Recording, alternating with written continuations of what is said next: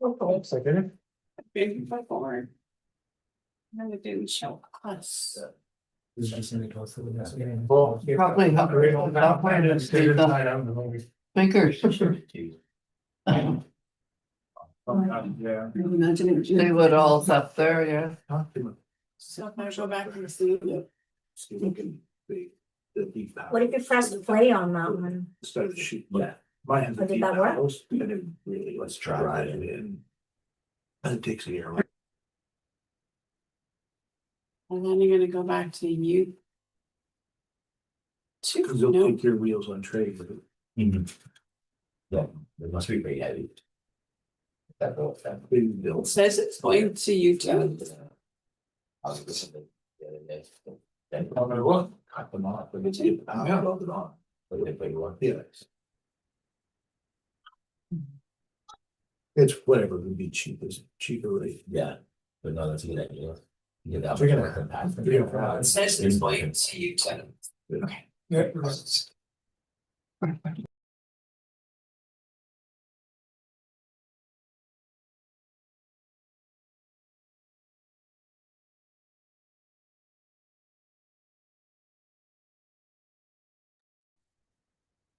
We're good. Good evening, welcome to a corporate service meeting, June 11th, 2025. Moved by Jason, second by Donna, that the corporation, corporate service committee meeting be opened at 6:03. All in favor?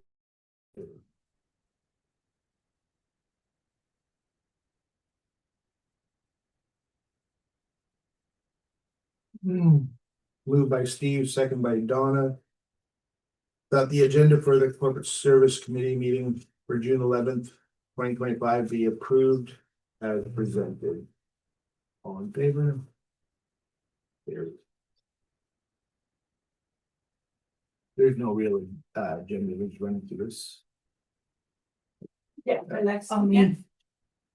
With the corporate services minutes of, with the reference to the bylaws. I don't think it's necessary to declare an interest in that, Well, we're just accepting the minutes. just, yeah, just a minute, okay. And disclosure of pecuniary interests, general nature thereof. Seeing none. I've already adopted those minutes. Presentation of delegations.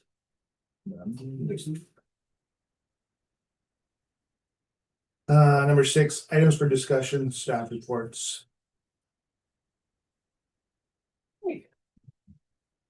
Okay, thank you. Have a reports or building fee changes and additions to the existing bylaw. With the passing of bylaws 2025-11 to amend the comprehensive zoning bylaw to allow additional dwelling units, shipping containers and hunt camps. The current builder user fees need to be reviewed to establish new building permit fees for additional building opportunities now available in the township of Bonfield. So these are exciting times. There's new opportunities. And as you'll see in the report, because of new opportunities, it also brings us opportunity to reduce other fees. So if you look at Appendix A, when you change the fees, you have to give a rationale why the fees are changing to what are being proposed. At the top in red, so the changes are marked in red. At the top of the bylaw would be a clause for permit fees to be $10 per $1,000 based on value of construction price of the or the prescribed fees below, whichever are greater. So this is not for residential occupancies for houses as such. These are usually for large commercial buildings where the value exceeds square footage by a large margin, right? So it covers you for buildings that are millions of dollars where you would incur high building reviews and inspections and base fee. So that would cover you in that format. So when RSM last year, when they proposed the agricultural fees of I believe it was $10,000 per farm building. What was occurring there is the building code has implemented new occupancies for farm buildings. So, which are extremely large farm buildings that I don't think any of them exist here, but you could have a conglomerate come to the Bondfield and builds massive agricultural building, right? For whatever reason, for whatever purpose in agriculture. And the fees currently would not nearly cover the cost of doing reviews and inspections. So what I've done is I've broken it down in different categories. Because even so we dropped it to $1,500 last year, but even at that cost, like for somebody, some mom and pop farm building outfit that want to build a small structure, let's say for 24 by 24, just a barn structure for a horse or whatever, it's way too much money. But it's not nearly enough for a large farm building. So I've broken it up in sections. And if you read the example, under the current 2024 fee bylaw, a simple 400 square foot horse barn would incur a $1,500 permit fee, which is too much. Under the 2025 amendment, the same structure would only incur a $300 permit fee, $1,200 saving. But then there's provisions in there for huge farm buildings, right? So it's fair for everybody. And there's also new categories in there listed, silos and grain bins, which are new occupancies in the code. The price would be $400. And like I said earlier, because new occupancies are being introduced and there's opportunity to bring in more revenues, I'm proposing to reduce the current house building permit, dropping it by $1,000, which currently our minimum is $4,000, and the new minimum would be $3,000. And part of that, ADUs are the next category at $1,500 additional dwelling units. That's a new occupancy, a new permitted use here in Bondfield. So there's quite a bit of interest in that, and we anticipate that the revenues will offset the $1,000 reduction in the other permit and the other permit fees. Next, we have sheds. Currently, the permit for a shed is $500, and we feel it's perhaps a little bit too much. And decks as well. Decks are $400 right now, which is quite a bit. So I'm proposing to reduce both of those by $100 each. So a shed would be $400, and there's a fee for a larger shed, and the decks would be $300 or so much per square meter if you have a huge deck. And number 6, we have a new permitted use, hunt camps. So hunt camps without plumbing or HVAC, just a basic shell. The permit fee for that would be $750. And then we have conditional permits.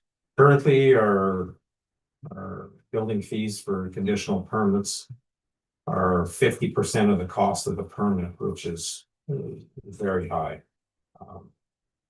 So we're proposing to drop that down to $250 because we do have a new clause in there as well that you can build an accessory building prior to the main building as long as you enter an agreement, conditional building agreement that stipulates that the house, you need the house permit at the same time, but the house will be constructed and not just the garage or whatever. It'll give you a fair amount of time for that.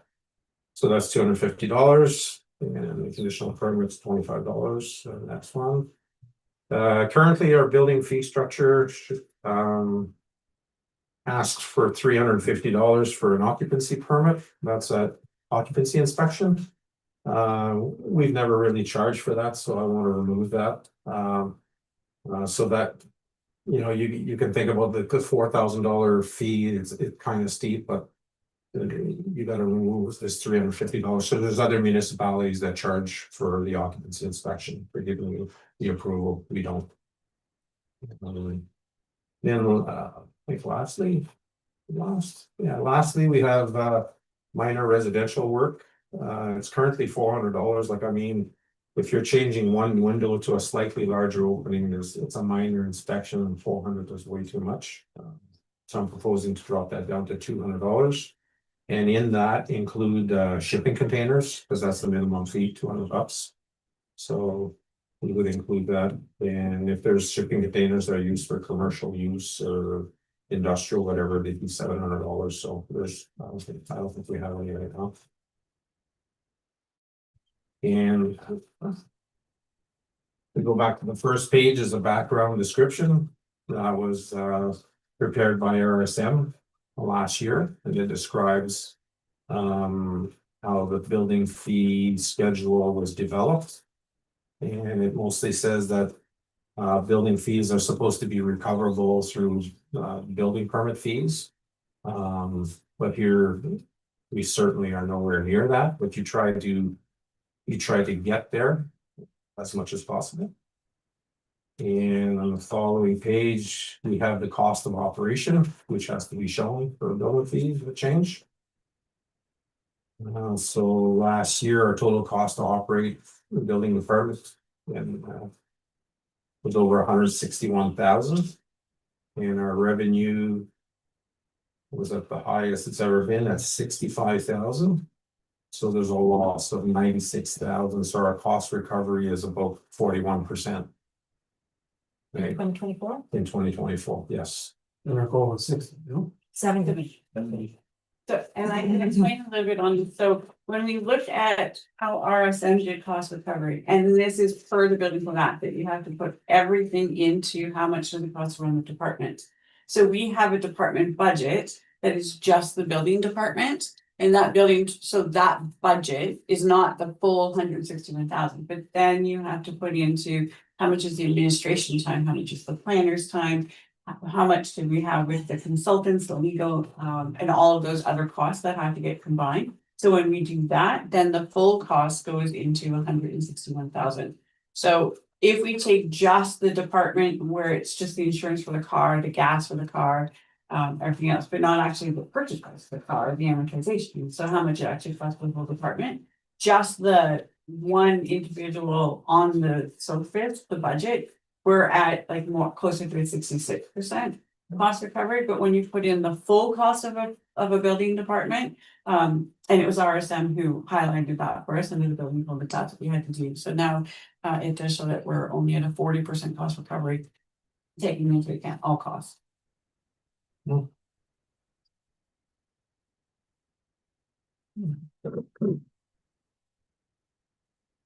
Okay, so, and then we have a chart for from 2017 to 2024 for the permit fees and the number of buildings, number of permits. Our revenues have been the highest. Permit numbers are they're not as high, but anyway. So in the analysis with the adoption of bylaw 2025-11. And how permitting ADUs, hunt camps, and cross subsidiary and recovery fees built into the residential dwelling rate can now be reduced. It is expected that at least 5 ADUs or hunt camp building permits will be issued annually, thereby replacing the fee portion that are proposed to be reduced from the existing fee schedule. So we have fielded a lot of calls for ADUs. And as people discover that the opportunities there, I'm certain we're going to get quite a few of them. So we can expect some extra revenue there. So the numbers, the total value numbers, is the value of whatever structure was built. The value is construction. Right, and so, the new structure, because it's per square footage, or it's because $10 per, $1,000, is that going to, So many of those are single family dwellings, which are not not subject to that? not subject to that at all. Oh, right, that would be the commercial and industrial. Commercial industry. Okay. And then the ADUs, I know it's probably not you, but I know that, are we looking into and helping people for the grants and the Yeah, buy don't worry. that stuff? Yeah, so every person that I talk to, I give them that information to call DSAB and Okay, also to look into the federal government, which has an incredibly low interest rate program Okay. for loans. And so, excellent, excellent, okay.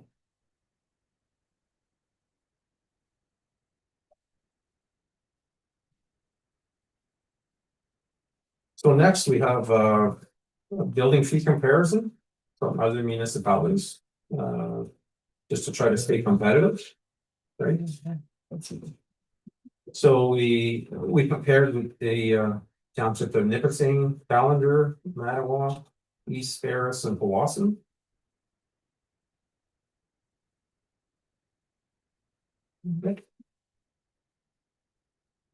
Okay, so the first paragraph is the fee structure. In charge of what for how much.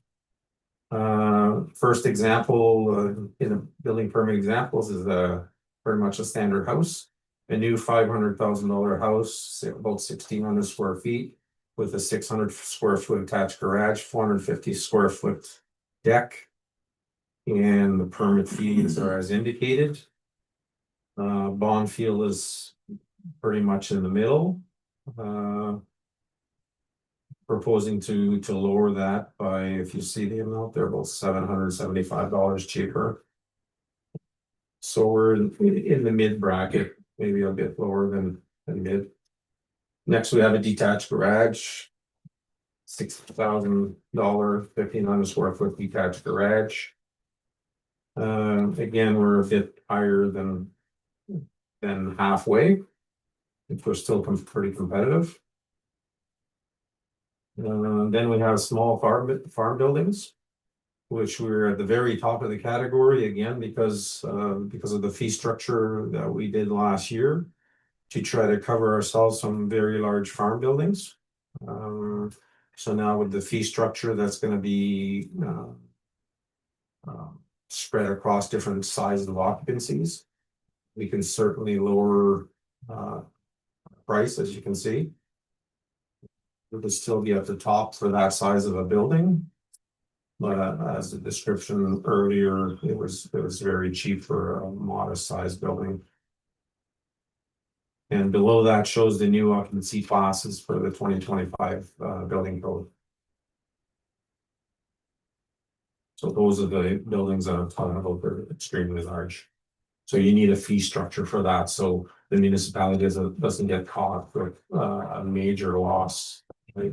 For a large To farm. provide the inspections from others and huge building reviews and architects and engineer. So the fee structure would cover that and it wouldn't affect the general population. And this is only for agricultural or farm? Farming. And how many of these do we do? I don't think they do any.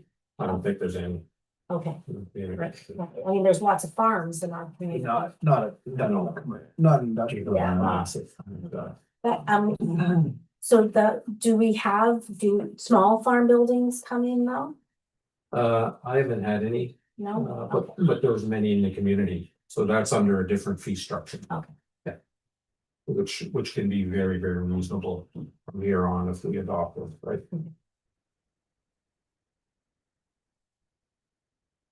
Mike, can I ask you a couple of questions? Yes, of course. Dan? Yep, go ahead. On the building permit fee stuff, where, in 2023, we had 86 permits. Those permits are for everything, right? Decks and houses and Yes. garages, everything. And then in 2024, we had 56 permits, right? And the total dollar value for, we made more money in 2024 Yes. than what we made in 2023. But the total value of the house, the homes or whatever, 15,725,000. And then in 24 it was down to 9 million. Do you think because our building permits went up, that it would affect the permits being issued? for the people purchasing the building permits? I'm sure it plays a factor, but what I saw when I first got here is I saw building permits for houses, and even there's a multi-resident building here, and the building permit was very low, right? And the municipality incurred a loss in building reviews and building permits. So I'll give you an example. A multi-resident building here, we brought in $6,500 in building permit fees. I'll give you an example, like I'm from Sudbury, we certainly don't want those fees here.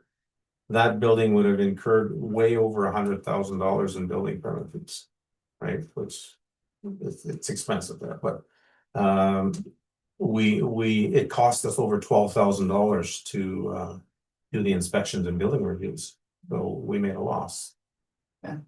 Right. Also, Mary, the number of single family dwellings was the same for both years, right? So there was 16 permits for a single family dwelling in Yeah. 2023 and the same amount in 2024. I also think it's interesting to note that while yes, technically we brought in more money, we actually lost as a department because of the cost of operating. We actually lost more money in 2024 than we had in any previous year, even though our Fees were higher. our fees were higher. The municipality actually took more of a hit if we're looking at the value. So it's an interesting comparison for sure. Yeah, our costs are gonna keep growing. Of course, yeah. But at the end of the day, that makes a big difference in our tax dollars, right? Sure And the does. value of the properties, yeah. Yeah. As does the greater the loss of every time so that's why I think we try and balance to get to I know we say 70% cost recovery, we're not there. But it's so that it doesn't have a negative impact on the general population tax bill. That a user fee is passed on to the user, so permit. So that it balances of course, I'm willing to pay some.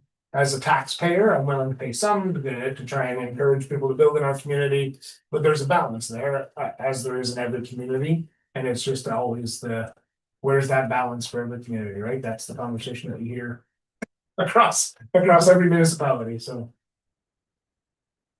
And we're down 30 permits, but those 30 permits are decks and accessory buildings. They're not the single family dwellings. The economy is very different now than it was a year ago, so. Yes. Yeah, people are People choosing can't not to build that garage.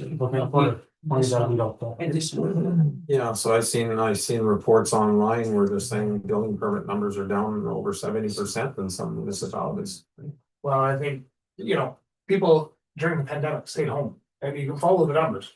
Pre-pandemic, 56, 2024, 56. During the pandemic years, 77, 72, 86. People stayed home, they had some money, let's invest it and put it in a deck, let's invest in a home, right? So, you can follow that trend, and that's not just local, you see that in many municipalities, so. Seeing the bump, hey, listen, it's fantastic that we also saw that bump for those 3 years of the pandemic, but. I think we're probably down closer to our more realistic number from pre-pandemic, so. I think the last paragraph, which says that it's important in today's economy that the cost of building permits be as affordable as possible and paid for as a user fee by those who propose to construct. But yet careful consideration must be exercised with any proposal to reduce building fees that would thereby result in taxation recovery that could cause undue financial hardships to taxpayers, especially the elderly on fixed income who have no intentions of construct and whom should not be responsible for subsidizing those who propose to construct in the Said municipalities. far more eloquently than I did. for that.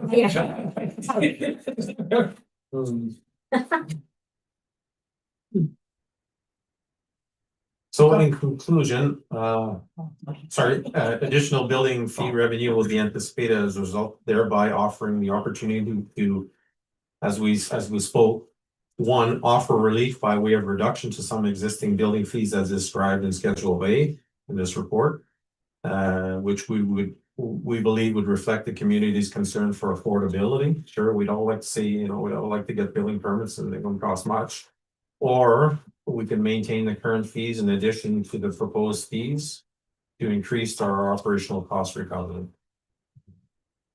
So those are our two options. Okay, go ahead. I have a couple of questions, so some on structured fee for a couple of them, but I'm very pleased to see overall some of the fees coming down. I know as a council, we strive for 70% cost recovery. Depending on the math that you do, we're at a 40%. But as the CAO explained, it's usually somewhere in the 60s if you do the math differently. Obviously nobody likes fees, nobody likes taxes, me included. But it's a necessary evil, and I think this strikes the balance. We've heard, or I have heard, from a number of people just concerned about some of the levels of our building fees, and I've said to everybody, I don't think we got it completely right last year. I think, and I voted in favor of it. I'm happy to see that we're taking a look at it again, to bringing some of those costs down. Taking the $4,000 limit and making it $3,000. I think that's actually a great positive step for the ratepayers and to be able to attract new investment into the municipality. My two specific questions are obviously on one of the new ones, which is hunt camps, the $750 fee versus a shed, and I get it, it's because there's no plumbing, no HVAC in an HCAM in a hunt camp. Sheds are, plumbing, no HVAC, so $350. What do we anticipate from a hunt camp being significantly more? Well, there's a portion of human occupancy, right? So sheds or barns or whatever, they're what you call a building of low human occupancy. So there's no smoke detectors, no potential for the potential for danger is much lessened, right? So a hunt camp does have human occupancy. So there's smoke detectors, there might be wood stoves. So it's that much more the inspection piece. Yes, Right. there's much more to the inspection piece, Right. and there's a level of liability there, right? So. Fair enough. And then my last one, if you can just explain the other buildings not described, other shipping container sheds, $700. I think you touched on it and I missed it. What does that include? So the portion that's in black, all other buildings not described in $700, that's in our current fee, right? So I added to that other shipping containers or sheds, that's for commercial uses. The section A for minor residential project has residential shipping containers used as sheds. Right, for residential areas, which is a minimum fee, would be a minimum fee of $200. Okay, thank you. Anybody else? Go ahead. So with the hunt camps, so the human occupancy, so the 750, is that for any size of hunt camp? No, I believe we had a limitation. It goes up maximum to, size. yeah. Oh, yes, in the bylaw, right, Yeah. right. 800 square feet. Yeah, and so the industrial, so to Jason's point, the industrial use commercial with those shipping containers, they would already have to be zoned commercial or in order for them to put this in, Yes. right? Okay. Yep. Does that include farmland? No. I wouldn't want to incur higher fees for farmers. No, I agree. I'd be opposed to that, so. And then on a bit of a side, I had somebody, I don't know if you've ever seen, but somebody puts two shipping containers on the other side and puts trusses in between or being able to pull tractors under or whatever. Is that a permitted So, use? yes, it's permitted use, but it has to be engineered, right? Sure. So engineered trusses or the entire. The entire thing, right? So there's the connection detail is an issue. Right, so the engineers would have to, if the shipping containers are oversized, firstly. If the large one's 8x40, they would have to be engineered. I consulted RSM on that. Fortunately, it has to be engineered. Right. I wanted to create my own policy as chief building official, and he says I don't have the authority to do it. unfortunately.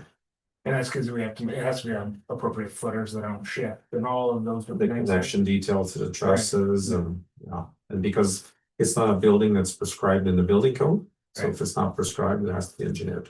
Right. Okay, thank you.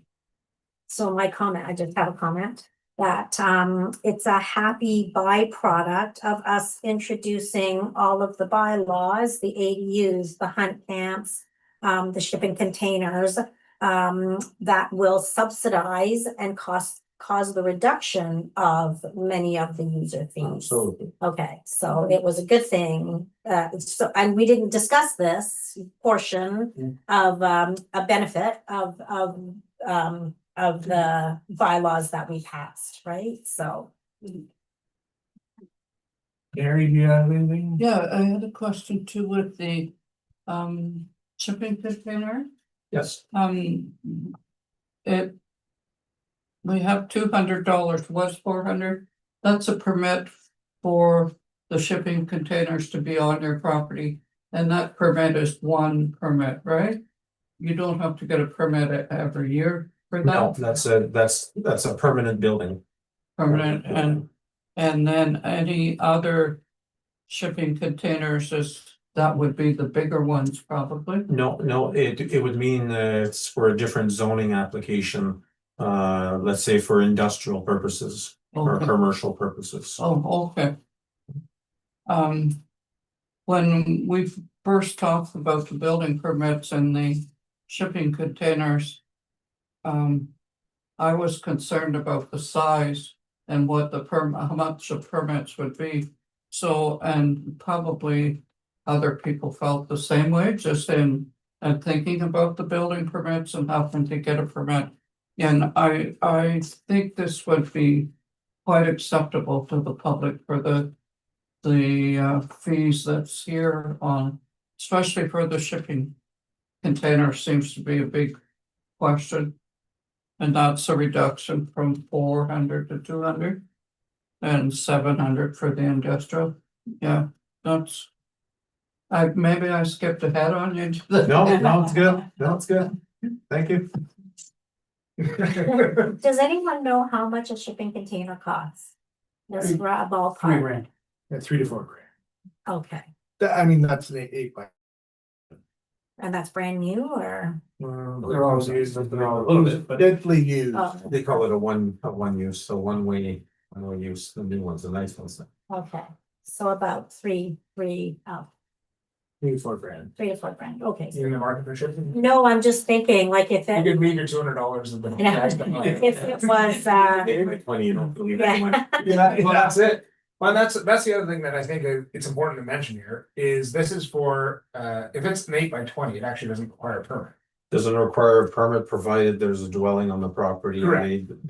That shed, we call it a shed. Yeah, It's pertinent to the use of the primary building, of the Sure. residential building. yeah, so if they're storing the bicycles and whatever else in there. Only great. storage. Yeah, only storage. So this applies to if you want an 8 by 40 as a shed for all the same purposes to store your winter tires and your whatever. Or. Yeah, and bikes and stuff in, then it only applies to that, not the 8 by 20. Correct. Important to make sure that. Or if you're modifying your. Right. The 8 by 20 does have to comply with zoning bylaws then, for setbacks and lot coverage Yes. and that. As every shed. The building code has no authority of it, no authority over it, provided there's no plumbing in it as well. Right. And then it's used for a shed. Pertinent to us on the property. no. So you said that you anticipate that you've had a lot of calls for ADUs and you anticipate about 5 or so. In I think 2025. Do you have a projection of cost recovery at all for 2025? I imagine the idea here was that it would not change. That the offset would be the ADUs and these new other occupancies, that it would remain the same. Yeah, Depending on how you do the math. So it's- Yeah. We're not looking to, we're not striving, perhaps that's the wrong word, but we're not going to, unless the number of permits increase. We're not gonna be closer to that 70% based on the changes that we're recommending. But we certainly don't hope that we're not going to be less than. Right. The goal is to at least stay static. Let's see what's gonna happen with Right. these new opportunities. How many permits are we getting? So we, down 30 last year, but we do know that there's a lot of interest in the ADUs. Yeah, And shipping containers, so that will help drive up some of that. and the encourage number of- growth, yeah, Yes. encourage the growth, yeah. That's true. Okay.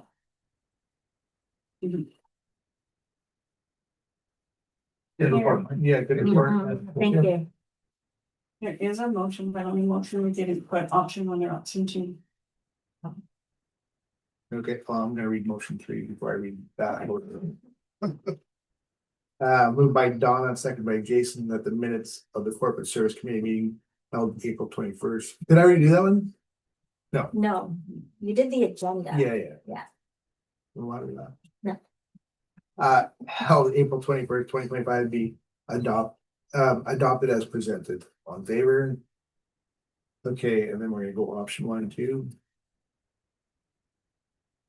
And we're looking at option 1. Option 1 is the. Do something, Is the That is one. do reduction, something, yeah. changes, yeah. Okay. So moved by Neri, second by Jason, that the committee accepts the recommendations from the building permit fee addition and charges. And recommends that the public consultation period begin to review the proposed fees. Option 1. That we're going with? Yeah. As opposed to do nothing. That Yeah, was I option was two. thinking of option 1 for sure. Okay, all in favor for option 1? Mary? Option. Sorry. What? I knew you were reading, so I'm just, Up here and by myself.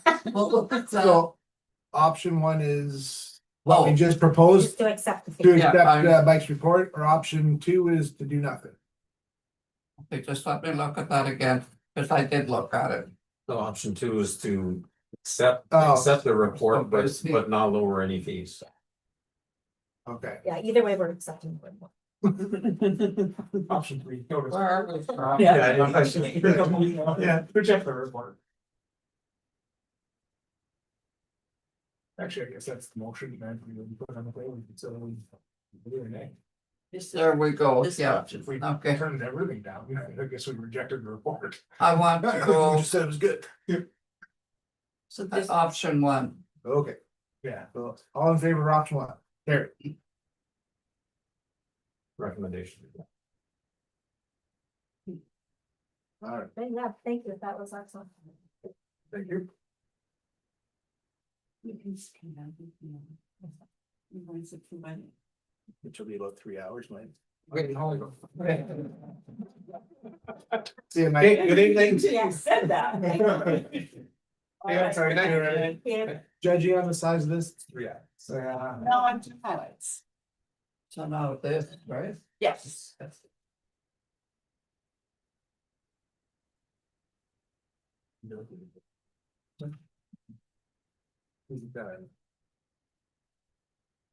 What do you dive in? Ivan, Okay, so you have a great deal of paper in front of you, this is the full 2025 draft budget. Yesterday, I gave you the synopsis just by revenues and expenses, so I'm gonna highlight some things and then we'll go back into some detail. So, at the bottom of it, I did say that the total expense increase it will be actually for the rates. The residential rate is going to increase 3.3%, but overall, the tax rate increase is a 3% increase on the budget that's being presented today. That had them mixed up.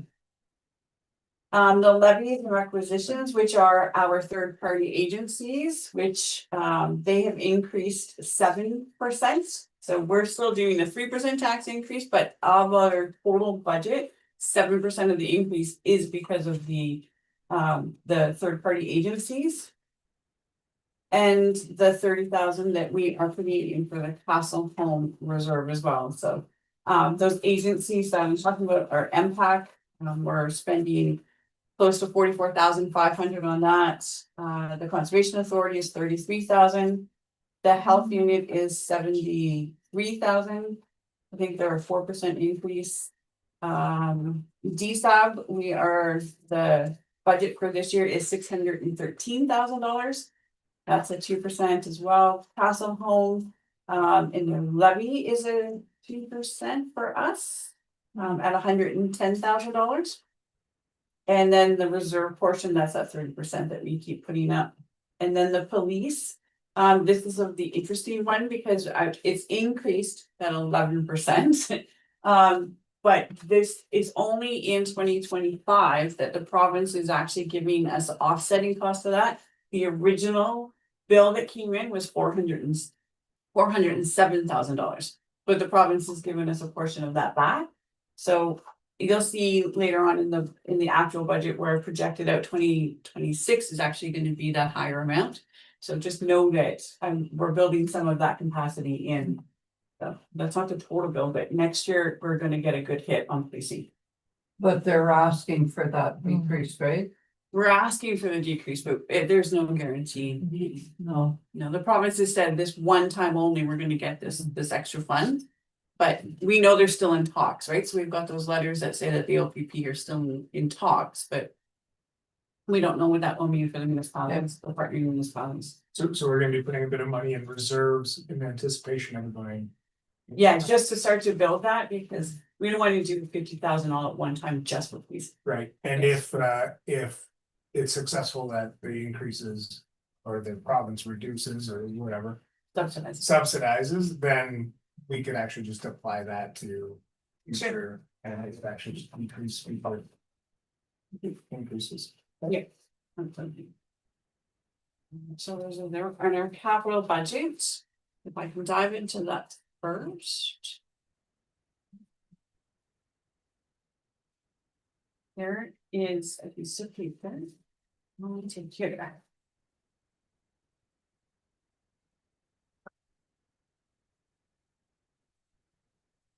Good. Roads. So a capital, because we have. He's a macro, he's expensive.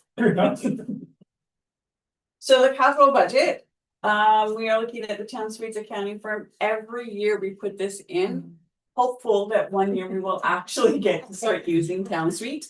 So it's in again, it is through the fund, through a grant, so it doesn't hit the operating budget at all. In modernization.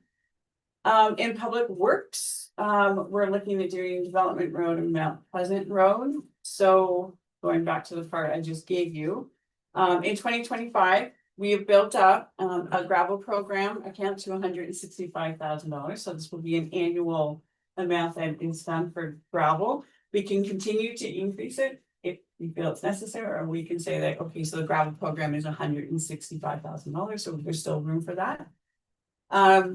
So for this budget is proposed to accomplish the following roads with Quarry A. So 2.5 kilometers of Shields Point Road. So that's from Pine Lake Road to the mailboxes northeast of Rockridge Lane. So that's the full entire portion that the township, in like our portion of the maintenance on the road.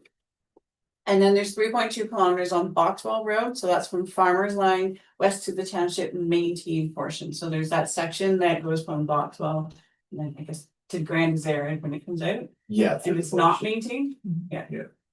So from Farmers Line to that would be, that's 3.2 kilometers, so we're looking to put the gravel on there as well. We do have an annual again, for the stockpile, so we'll replenish it. We have only been putting 5,000 tons in, but this year we have budget, we increased that budget up to 95,000 for almost 5,500 tons. Of a gravel, as it was in the previous budget. So the stockpile is used for emergency road repairs, culvert repairs, roadside washouts, and the miscellaneous projects. So if there's sufficient supply, because we still have inventory from last year as well. So if there's sufficient supply, when that staff will apply those materials to those smaller shoulder roads that are less traveled in the township. So we talked about that at an earlier corporate services meeting where we have roads that, you know, are 750 meters, but they only have 10 cars a day. So they'll try to do that out of their tri-axle trucks, the dump trucks. You can Like dump it. Bav? Yeah, Yeah, yeah. tandem. I knew I was saying it wrong. So, sorry. Yeah. The 165,000, that's not the gravel program, that's with stockpile also, That's just gravel. so. If I'm reading this. We're only doing basically 5 kilometers for 165,000. 6 kilometers. 5.9. Based on the numbers that we have. It's up that, you know, from last year. That 4 inches. Or like 4 inches. Yes. This seems like kilometers are low for 165,000, but. Well, just ask. That was based off 2075 a ton for 48 for 2024, which I'm sure it's gone up this year. I haven't been able to secure a budgetary report yet, so. $28,000 per kilometer. $28,000 a kilometer. Is what. That math. $27,966 a kilometer.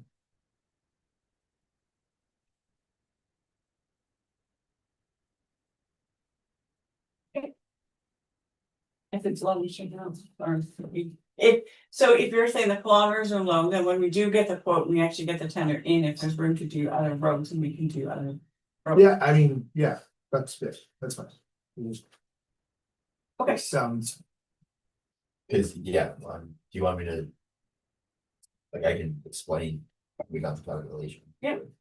So Vauxhall is 3.2 kilometers and at the price of 2075 a ton. 87,452 dollars it's 3.2 kilometers. at 4 inches.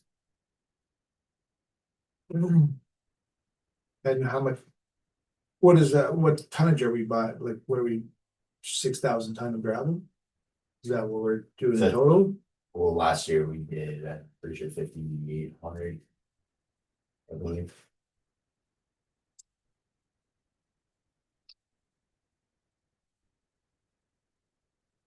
Okay.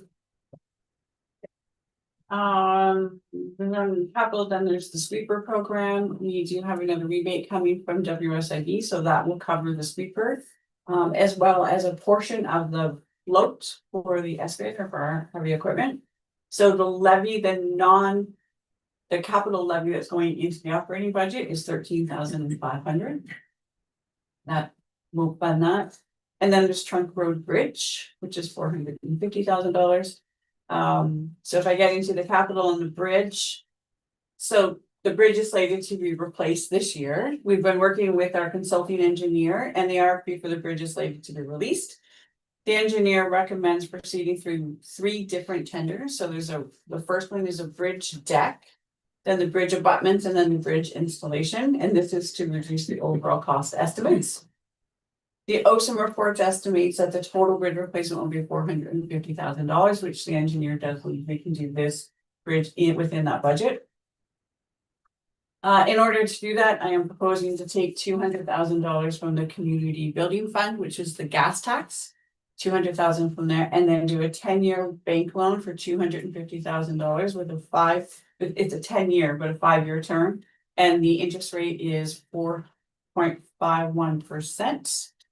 And so the bank has said that the monthly blended principal and interest payment would be $2,592 a month. So it's $31,000 a year. That would be that. So I did put, assuming the bridge is done in October, I did put 3 months of those payments into our fiscal budget.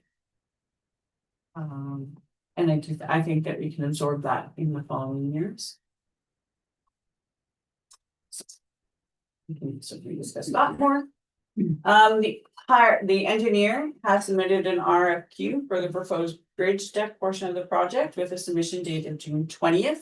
So we would need to have a special meeting of council to award the RFQ for June 25th or June 26th. It's expected that this portion will take 6 to 8 weeks to build the bridge, and then while they're building, the second RFQ for the abutments can be released. And then once we receive the bridge deck, and it's closer to the completion for that, then we can do the RFQ for installation. And then, once installation is complete, then there's still an RFQ for the guide rails and the asphalt on the deck. So the engineer expects that the project can be completed by October 31st. So the whole project will be completed by October 31st, everything will be completed. Our engineer does believe that that can happen.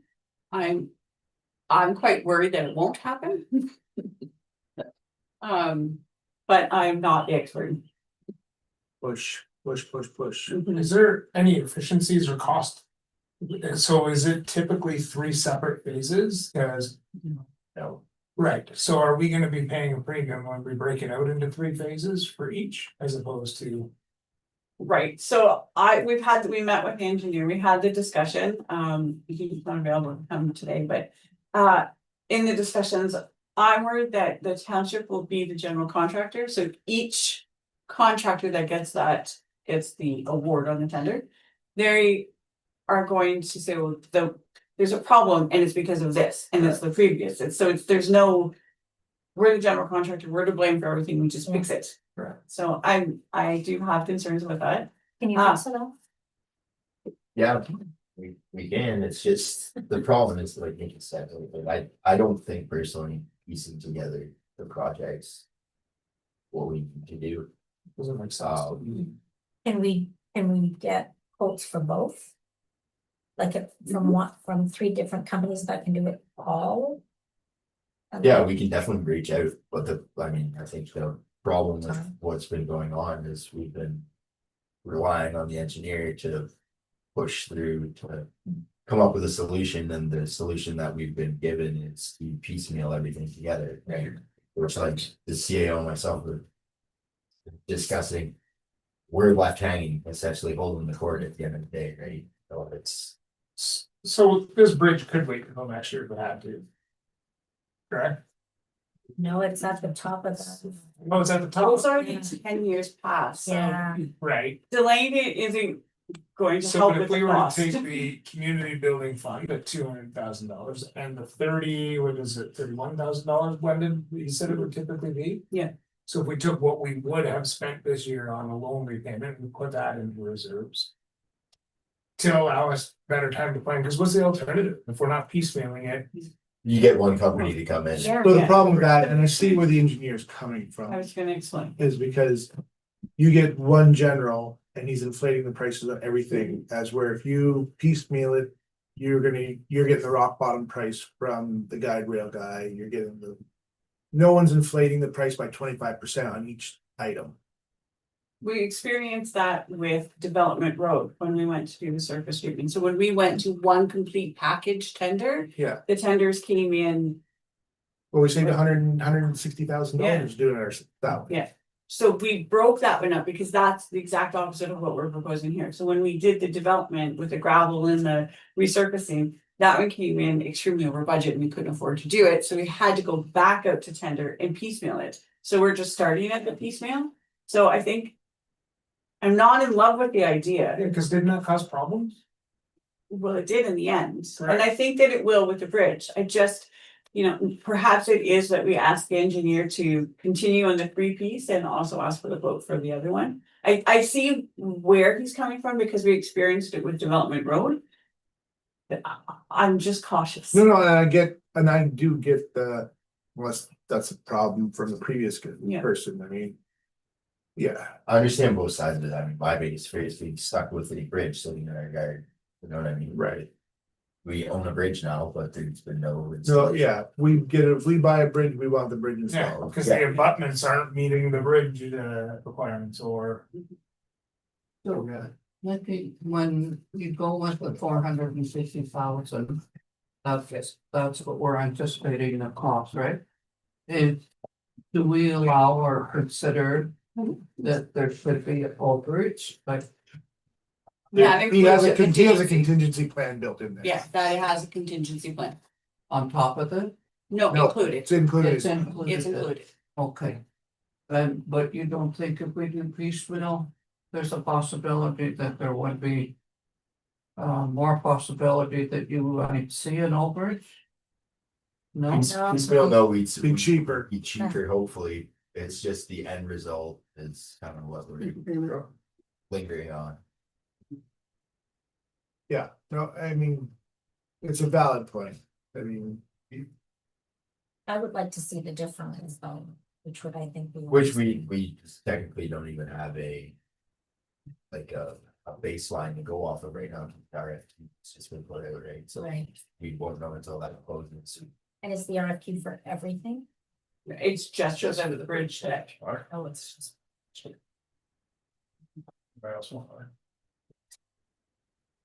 thanks. Water? no, I've got stone. Better teeth. Well, the problem if I know who are accused of the same things, I know, people are annoyed. I know, and it's the same And- people that you're going to, right? Yeah, it's The same companies. pretty. Yeah. I mean, the good thing is that there's a guide rail company right in North Wayne that. They only do guardrails? Yeah. Yeah. Oh, so what if we So do that, we. and then the next two, we do one company? Piece those two together, I think, yeah, that would be the better way to go, Yeah. piece the two together, the bridge and the abutments. And like I said, there's the company right in North Bay. They're very reputable, they do all the work around for the MTO. We still have to get. Absolutely, Yeah. there's only one company. Yeah. I know. Yes. We ran into the same thing, we ran into a few times, right, there's not many. Yeah, So you just put it many out one, options, right, so. Mhm. yeah, I mean. I kind of like the idea, but the abutments and the bridge should go together. yeah, that makes sense. That'll alleviate some of our concerns. I mean, They go together. as far as putting the guide rails in, I mean, just you pound them down the side and string the cable and there's no real, this is wrong or. Mhm.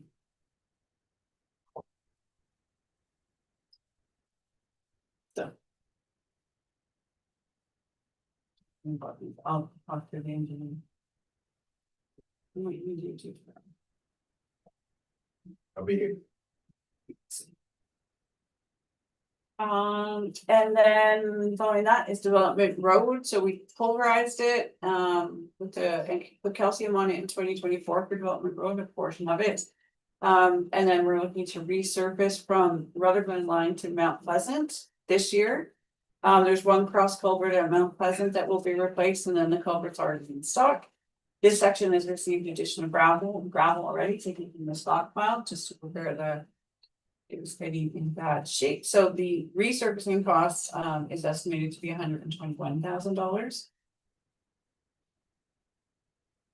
Pretty cool. Yes.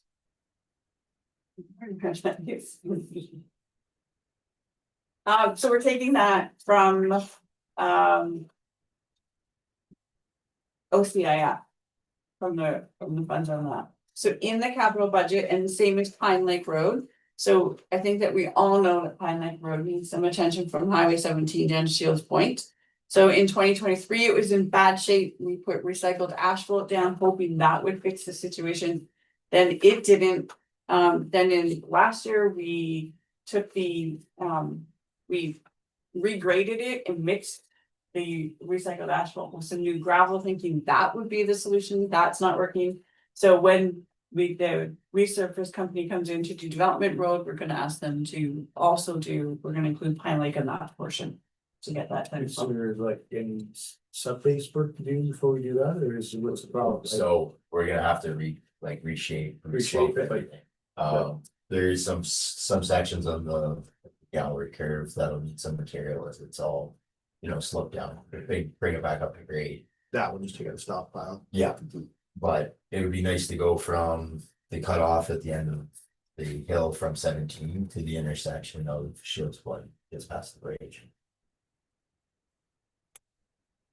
So those two costs are the $186,000 that's in the capital budget. Then the bottom portion of this. This report here does explain where we'll get the funds from for the capital budget, so again, that 13,000 is going into the levy. 200,000 from the community building fund, for the bridge. That leaves us still $326,000 in the deferred income reserve. 186,000 is coming from the OCIF funding.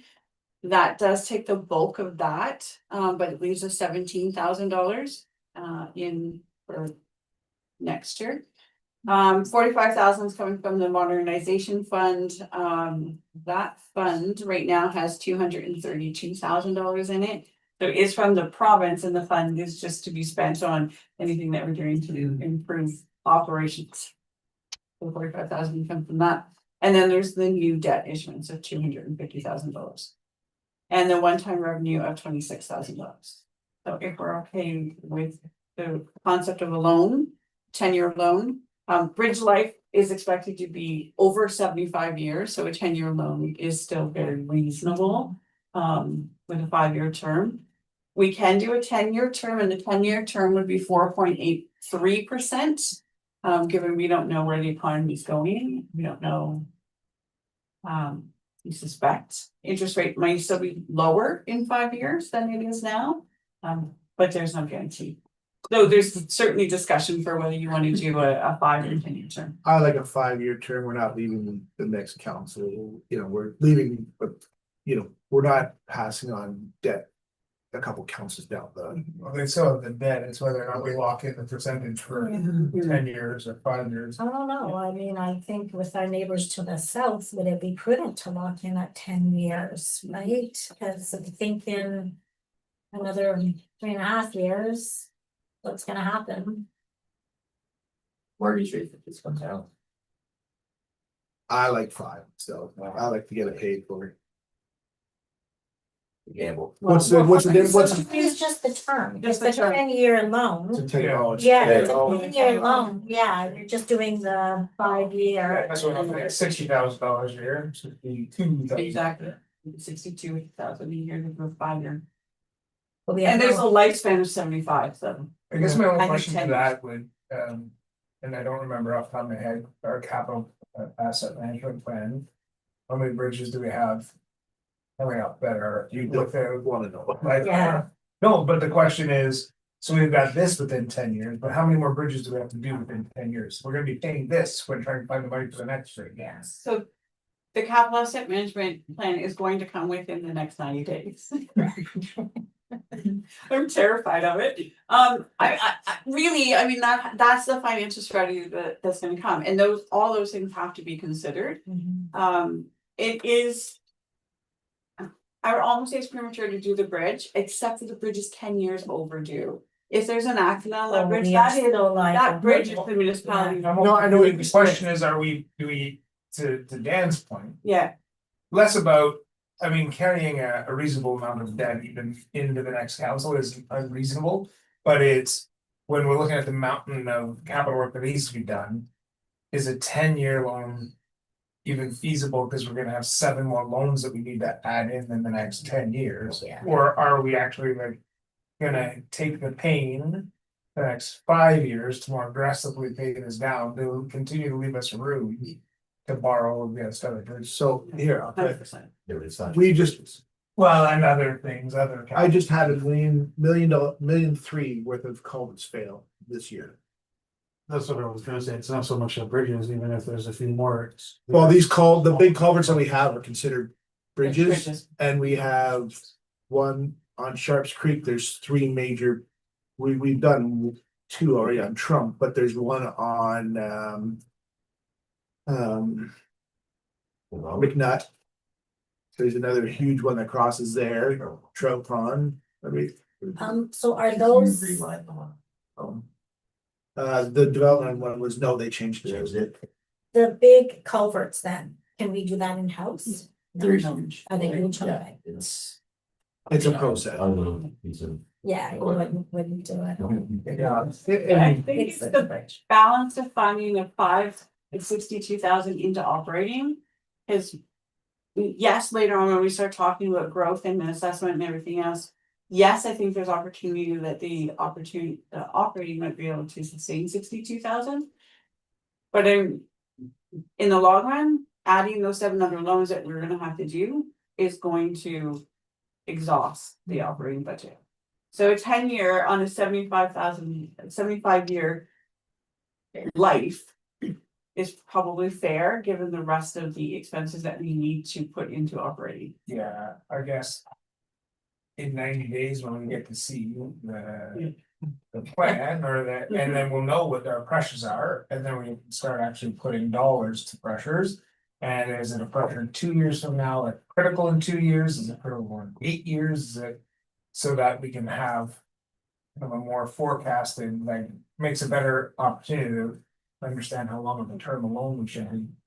Do we not have the bridge information from the bridge? Yeah, we have those. Yeah, so we know what bridges are coming up next. But again, it's not just bridges, like. No, I know, yeah.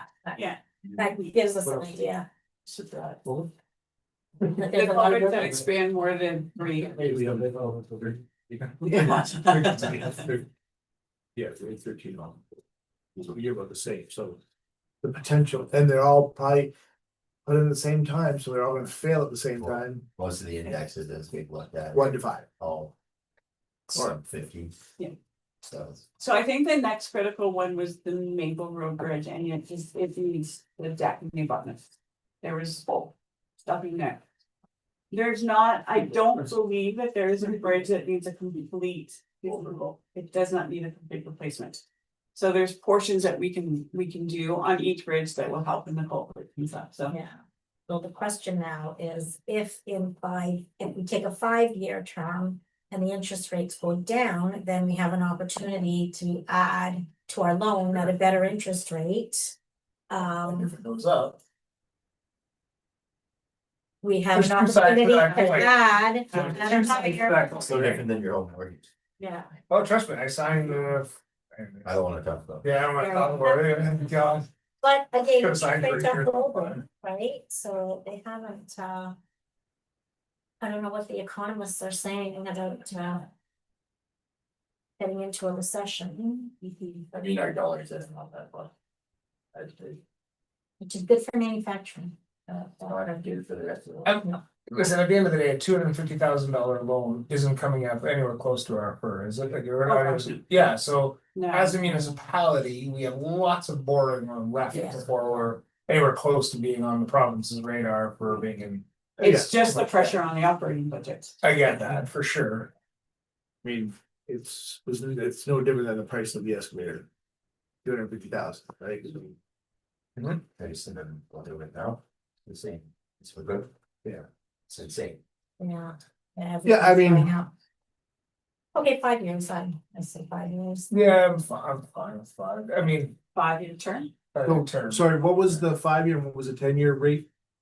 4.51 at 5 year, 4.83 at. 25.92 a month at 5 year. There's not much difference between 5 and 10. I don't have the payment for a 10-year. But the percentage But the rate. percentage The rate. percentage rate's not that much. No, 3.7. It's just again, do we think it's gonna be lower than 4.51 or higher than 5.51? yeah. 0.3, yeah, 0.3, you're talking 0.3 for that. Yeah, but it's whether or not we're gonna miss an opportunity Basis to one drop it. go a shorter period of time. No No, longer. Well, we don't, like, yeah, I would have loved to, I mean, if we're okay to go from. And I'm not saying that I am by any means, but we're looking at 3.3% tax increase now, if we don't make any adjustments. If we go to a 6-year loan, we're adding a full percentage on. Yes. Yeah. So it'd be, this year would be a 4.3% tax increase. Instead of 3.3, so that we can pay down that loan in 5 years instead of 10. Now. That's the pain that what we collectively as a community would be under. It would also then give the room to be able to say, in 5 years, when that's paid off. We would take that $66,000 and put it towards the next loan or something, so. We would all be used to paying that in our taxes. But. Yeah, I think there will be additional loans between now. and Yeah. Right. yeah. 5 years. And I think the Period. 5-year gives us the flexibility to roll them together if we're getting a better percentage rate. It's that not knowing. Yeah. Is the problem. I would prefer to go the 10 years It's cheaper. in case we run into any emergency or anything. Rather than try to pay it off in 5 years. Yeah, I don't disagree with you. Don't disagree. I think- But either way, we're not trying to pay it off in That's 5 not- years, that's- right? This is just a No, 5-year. no, That we're- is if part we of went the to the discussion. 66,000, it's part of the discussion, when we Okay, looked okay. at, not just the term, but the actual loan. I see. But yeah, I think it has to stay at the 10. I mean, it doesn't have to be do whatever, but I think it makes sense to keep it at the 10 with a 5-year term. Yeah, we're taking the gamble that, I think if the economy starts to tank, we're gonna see the. Bank of Canada start to lower interest rates, honestly, so I think that's. In 5 years from now, I can look at that was guy for saying that out loud. At least you We said. all believe, yeah. we all believe it right now. Yeah, So it makes sense right Is, now. refinance if we do the cost benefit analysis, Yeah. right? To pay Yeah. the penalty that might be. Yeah, if it cheaper, drastically Then, reduces. exactly, refinance. so, yeah. Yeah. Yes. And then the only other piece that I would want to add to this equation is when we have a capital plan. Is whether or not we're actually looking at a larger loan with one payment, one, right, as opposed to multiple, so that we can tackle 6 projects. One loan, or just, right, like it's, Mhm, whether there's a, cost and scale to that and. mhm. Anyways, yeah. In 90 days, we'll know. Yes. It'll be less than, I'm not putting that pressure. Okay, so the loan, we're good, 10 years, 5-year term. Sure. The one-time refund from WSIB, is that because of the good record? Is that why we went up that up? Yes. No, I think many industries got, or municipalities got a refund back. But yeah, we do have a really good. I was gonna give praise to Alex. You can still do that. That had nothing to do with me. So that's our capital budget then? Everyone is on board with that? There are some other sections that I'm getting significant complaints about of roads. That are, it's really tough place around the municipality that we're gonna have to figure out, but. Yeah, again, when we see the capital plan, or when we know when things like. Some kilometers on Trunk Road will be done, or. And there's different sections that are. Mark Road. Well, and Sunnyside, Bigger road. Sunnyside. Yeah. I mean, We're I get close to that. Pardon me? I had too close to that. Which one? I And mean, in the next month, there, we do have a company coming in to profile from the top of Trunk Road. Down Railway, Outmark, up Church and Gagne out to development.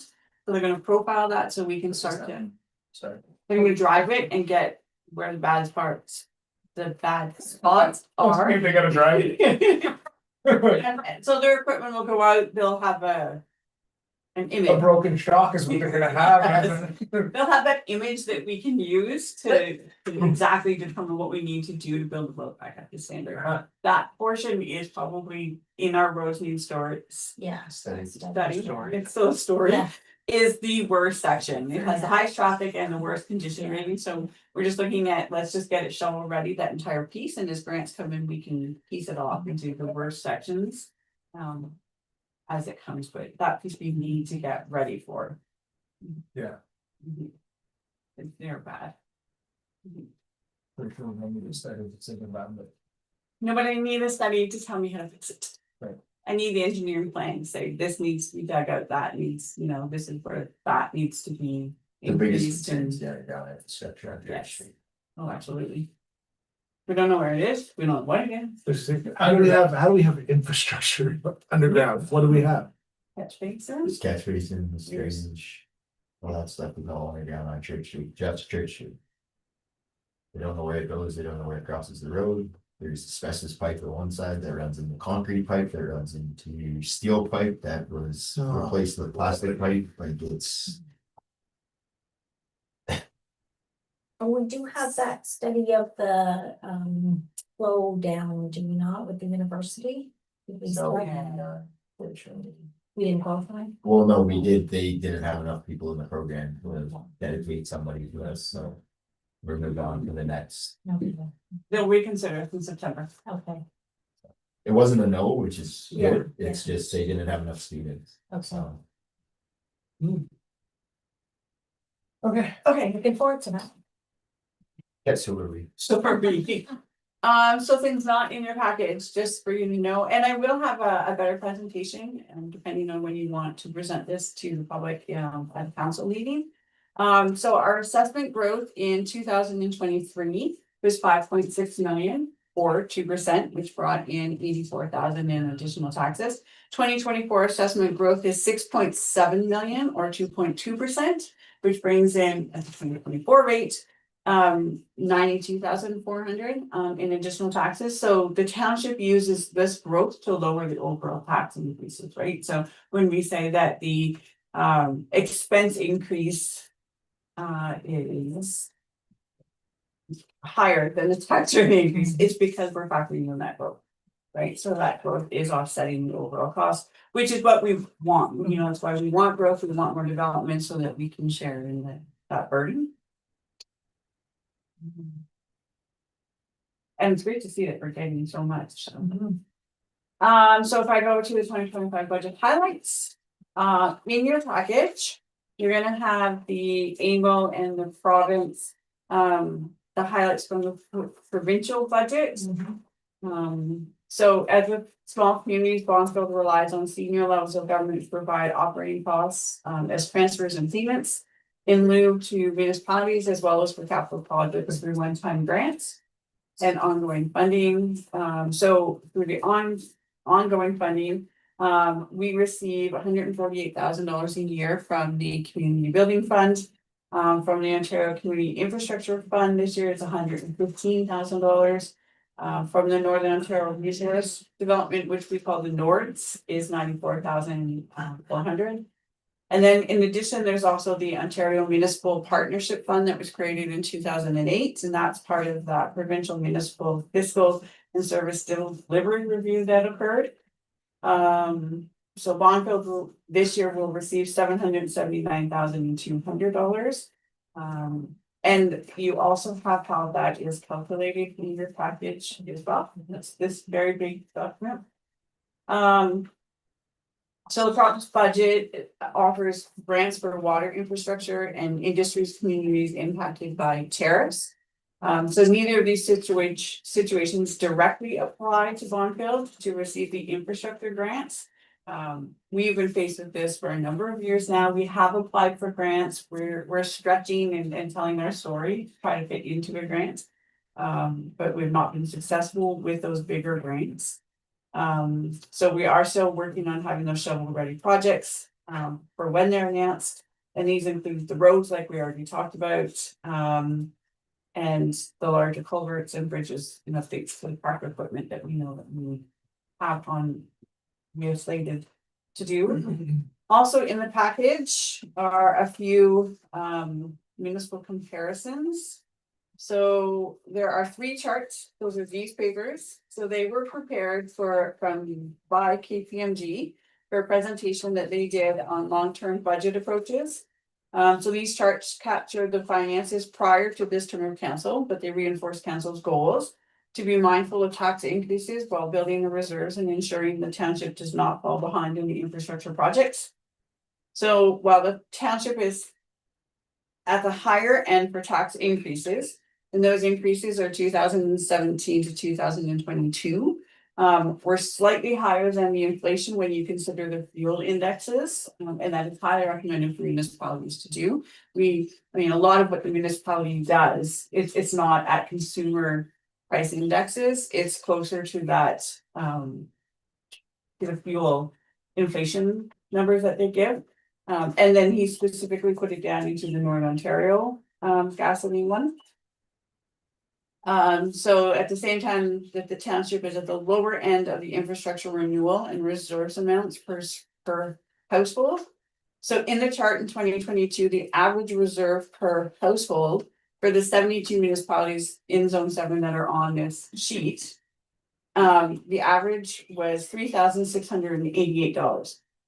So 2 years later, in 2024, the bond field reserves have not significantly improved, and we're still at just $1,414 per household.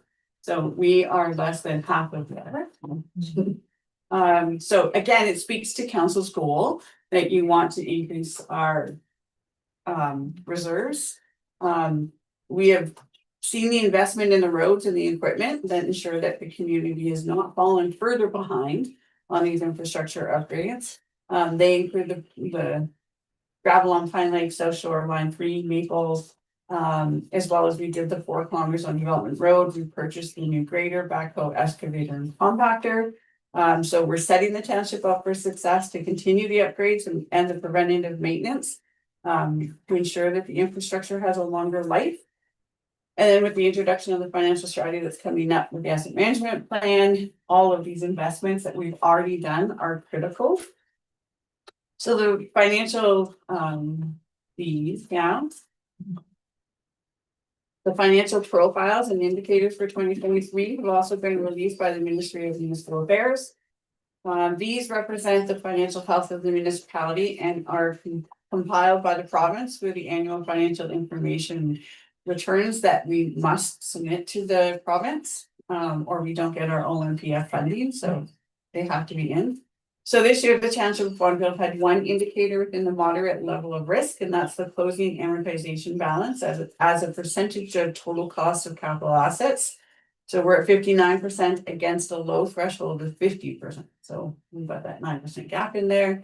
This means that the township assets are not being replaced, and many are at the end of life without significant investment into their replacement. So again, council's been working to lower this risk with higher emphasis on the renewal and savings and investments for future improvements.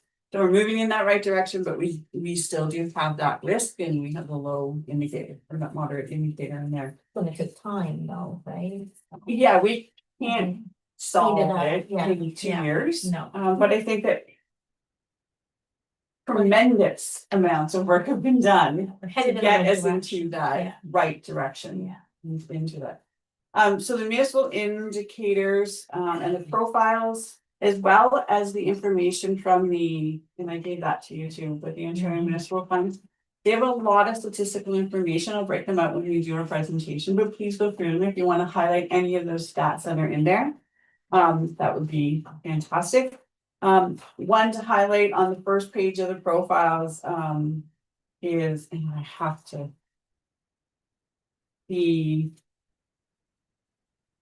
So the municipal expenses, our expenses are at 4.4 million.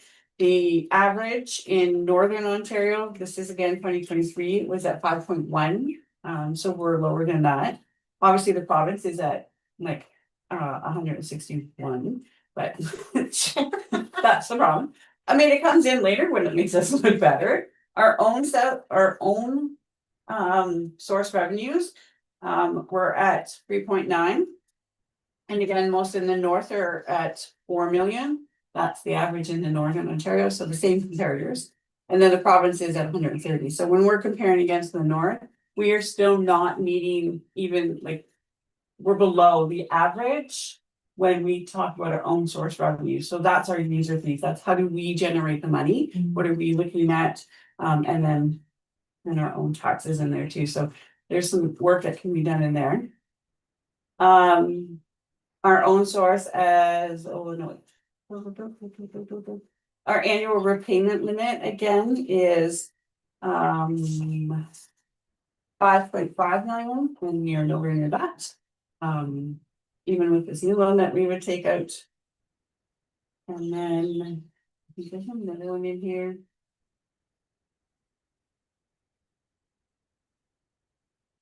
On the next page, I'm sorry, I had them highlighted and then the bottom.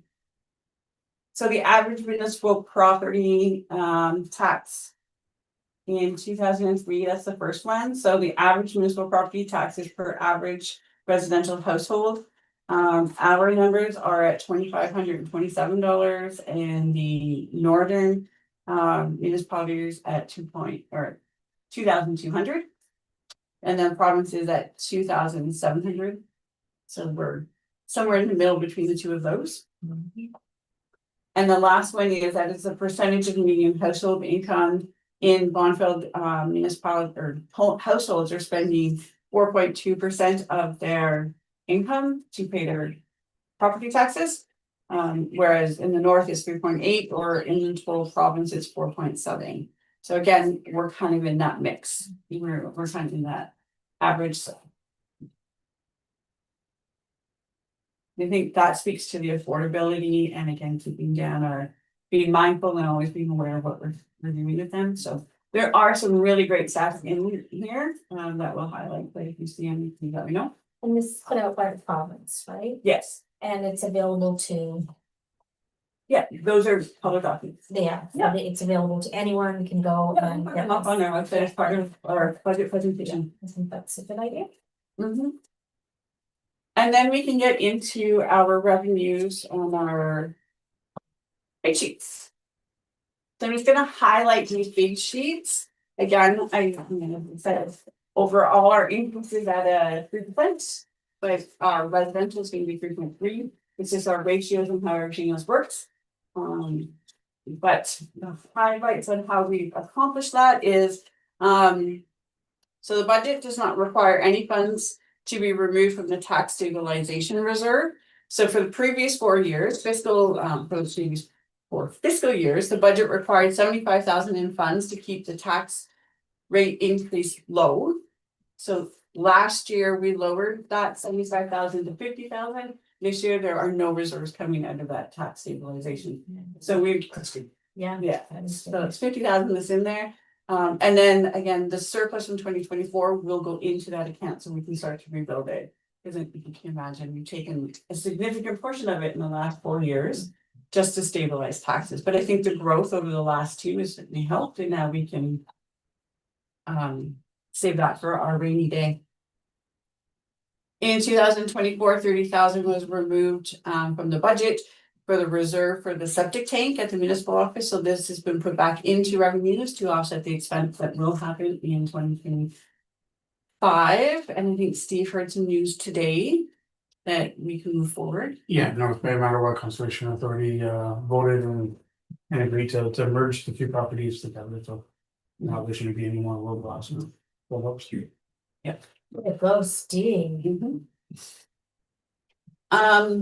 So penalty and interest on taxes was well over the budget. You'll learn that these tax arrears ending in 2024 increase even further. So when you, on June 24th, when you get that. Reducing the arrears will be a project for 2025 with the goal to be under 150,000. We will be landing higher than $400,000 this year. So we want to be down to under 150,000 by 2028. We're 400,000. We've cleared up a great deal since the end of the year. Like this is a focus. This is a, I mean, that contributes to, like, that means everybody, like everybody else is paying on that, so paying the difference on their taxes because people are in the arrears, right? well, it's still, we don't have the cash flow. Right? So we don't have that cash flow that allows us, so we're not funding our reserves, we're not funding everything at 100%. And we can't, if something breaks or something happens, we don't have those emergencies. So it's crazy from an accounting perspective. It ends up showing up as a positive because it's an accounts receivable. And which shows up in the, if you ask, like, that's where accounting to me, like math gets funny, because I'm like, wait a minute, like practically, as you say. No, it's revenue that the municipality needs to be able to operate, or else it's gotta be shared amongst everyone else. Absolutely. And yet, when you look at our accounting stuff, is it, oh yeah, look at this accounts receivable you have, which shows in the column like good news. And I mean, yeah, that's a serious. it's not That's a serious but number, that's not like, 50,000. yeah, it's definitely not good news, but that's where accounting gets weird, right? So. And what I mean, are these 2 years old? What's the, We do have a significant amount that I think I said before that we have close to 25 who are in tax sale position. So we're gonna work with them over 2025 to. which is a 3-year process, right? Yeah, so they have to be behind taxes 2 years, and then after that 2 years, then we can send them a letter, they have a year to pay the taxes. And then if they don't pay the taxes within that 3rd year, then we can move to the tax sale process. We don't want to do that. No, we wanna work with them, Absolutely, we yeah. don't wanna do that. So we do have a number of people who have been put on payment plans. So that we can help them get that off. Some are 5 years or more where they haven't paid taxes, and they're a little bit harder to catch up on, right? Because you Sure. just dug yourself a hole Yeah. and now we have to work on Like how to. paying get the out of that. minimum payment on your credit card. Right, Yeah. yeah, so those ones are the more difficult, but we will get there, because we don't wanna take anyone. No, House? no. That is absolutely a last resort, but we do need to collect those funds, so. So we have 25 properties that are 3+ years in arrears. And a report not long ago, which I'll never find as I'm looking for it, our average tax per household is Was 2,000. Right. 2,500? What was it, 24, 25? Yeah, 24. 2,400. Like that's 60 grand, it's 2% of our tax. Yeah. Per year. Yeah. Is going to fund that, I got it. Yeah. It's frustrating when you do that. But I think that nothing, I'm not sure why it's never been They weren't progressed or, yeah, so the analysis needs to be done and then some solutions and putting people on programs or, Yeah. helping them. I'm more What's frustrated that enforced? the municipality will Allow allow it to Yeah, get to yeah, this position, yeah. right? So it's just putting our current taxpayers collectively in a terrible position. Yeah. So that is definitely a project that we wanna work on. Then the township received 2 emergency services grants. One is for the additional set of the bunker gear, and the other is to improve the communications, and they total $61,000, so you'll find that in the budget as well. There's a separate report to review the building permit fees, which you guys have already gone over today. So the new bylaws, there are new fees required to be set. You'll note that in the report, the number of permits is down to a typical year, as we alluded to. But that the single family dwelling permits are maintained at 16 for the previous 2 years, so that's showing good, healthy growth for the township that we hope to maintain. And if you go back even a couple of months before, our housing targets require that we have at least 12 single family dwellings over the next 10 years just to meet those targets. So I think that all of the work that we're doing, the review of the building fees, I think that we're certainly promoting to hit those targets, but still balancing the costs and what we need to do. Overall, the Bonfield Medical Center is essentially a standalone entity with council guidance through the memorandum of understanding and the community terms of reference that we did in 2024 or 25 now, I guess. So the province funds the bulk of the center, with the township covering just a portion of the expenses, basically, right? So starting in 2025, any surplus would go to the designated reserve for the medical building, whether that's for a new build or renovations to the existing to expand the healthcare services in Bonfield. Landfill tipping fees for the revenue are budgeted at the previous 5-year average, as there's not an expectation of large contaminated soils to be dumped this year. The last 2 years, we did have significant revenues in that, but that will not be continuing. In recycling, 2025 is the first year under the new producer responsibility regulations, and the township has adjusted the revenues and expenses accordingly. The township is now billed for contaminated recycling, which lowers our revenue. We started education campaign for this, and that will continue into 2025. Circular material is to cover the staff expenses at the landfill, but the agreement amount is set in 2020. So, and that's per the provincial regulation, so the amount received is not 100% of the cost recovery. And that an analysis will be completed at the end of the year. So we already know our portion back is typically about $1,000, and that's what's reflected in the revenues. So there's about $1,000 in revenues that we get, but it costs us more than $12,000 to operate the landfill with our staff. Is that an So- annual or monthly? annually. Is that a revenue neutral project? Yeah, Great. Yeah. And then summer camp will continue as a 2-week program as well, so those are essentially the highlights from the revenues. I didn't put line by line the page number, but those are revenue ones. And then we can jump into some of the expenses, so if we jump over to general government.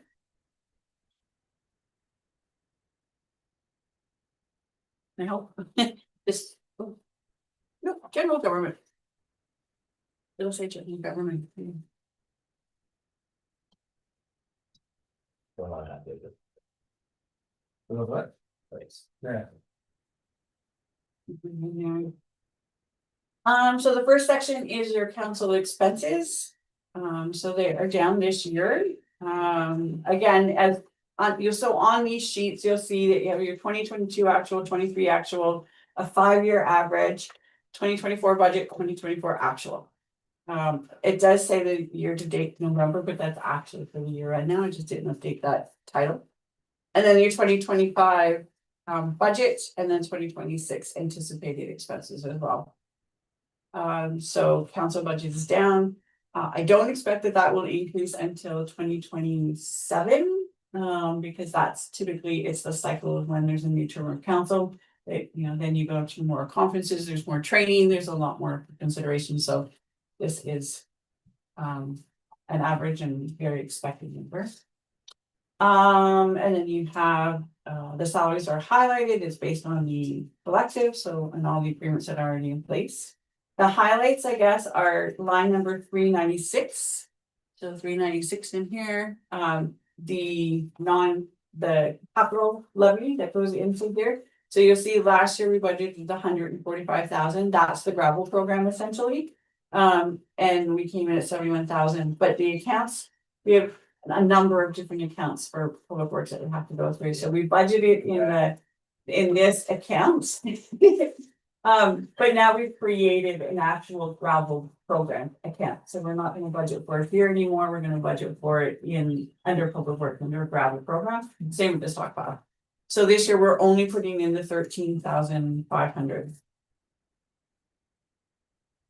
And then line 397 is the computers and IT, so you'll see that one jumped quite high, we are still working on that as well.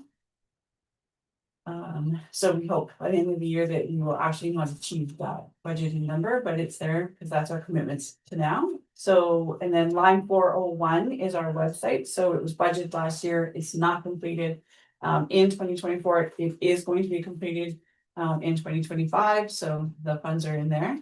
Why wasn't it completed? It's Yeah, I thought it was a like, 6 week. Yeah, it was 6 I months. said end of June. I said May, then I said end of June. And today's staff meeting, we talked about it, and yeah, Cassandra said we're critical time to everybody, so.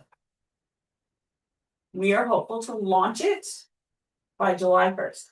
So, and speaking of that, That's not the end of June. well, it's actually It's first of July. it's scheduled to go live, I think, June 26th. But we are still waiting for council bios and pictures. Yes. Correct. Council bios and pictures for the website. Yeah, Cassandra sent an email that. Can you send Cassandra one, please? And thank you, everyone. Perfect. I'm Did anybody- behind, Did but anybody send one in? No, We figured about it. No. We figured you would. Got mine ready. nobody has yet, and I am the one that is the furthest behind on my pages, so if I can make you guys. Yeah. In the same. Oh, yeah, I just heard latest, yeah. Thank you guys. Yeah. Line 412. I wanted to highlight here as well that we have been able to decrease the expenses because of the credit cards, so that's a reflection of those policies that we set. Yeah. Almost half. Yes. We no longer pay for the strike, and they were, they were Yeah, very costly, yeah, so that, this Great. is a result. Yeah, that's great when you can find efficiencies. Yes. And yeah. there's other methods. I can also highlight the efficiencies in 407 for the cell phones as well. So in every department, we have gone down drastically. Our bill for Rogers now is Yeah. $157 a month. Oh, that's Like, awesome. for Yes. everybody. Yeah. that's Just by amazing. going to a corporate plan and consolidating everything, so. Yeah. That's wonderful. And cancel the phone. My one, so. That weren't being used. Yeah, Mm, that's awesome. Yes, yeah. Yeah. Wow. No, so Rogers has certainly worked with us and our admin assistant certainly did work very hard Mhm. to get those decreases and get everything worked. Like herding Yeah. cats, right? Yes, it was. Yes, she did a great job. 414, the audit fees down to the asset management plan, really nothing's changed in all of those, but they're just reallocated. It's minor changes in there. And that's all that's there. So in general government, I think those are the main highlights. The last line is 438, where that is the portion that we have for the subject. That we now know we're moving forward with. The next paper is the fire department. Well, public works emergency. I heard. So there are not many changes under the fire department one. I've been used to thing. So the fire department, is the 463, line 463. Those are, I mean, this is a major change. We now have a part-time fire chief, and we've added in that training officer as well. And then that works in with the line 482 for the travel expenses. We sent 3 away for training, and then 483, which is the training. So we have a lot of training that needs to be done by the end of 2026. I think we're making the right investments. Yeah, those, I know you've seen the fire budget before, but those are just the major highlights in there. 491 is where we have those, that grant, the expenses from the grant for the bunker suits. And reflective of all of those grants that we got in there. It'd be nice to see the budget actually being used, because you can see Yes. past budget and the actuals. Yeah. A 5-year average, yes. Yeah, yeah. Yeah. And then we are paying back the 50,000 loan amount, right? That we Yes, paid off. it's still in there as well. Yeah, that's the very first line. Okay.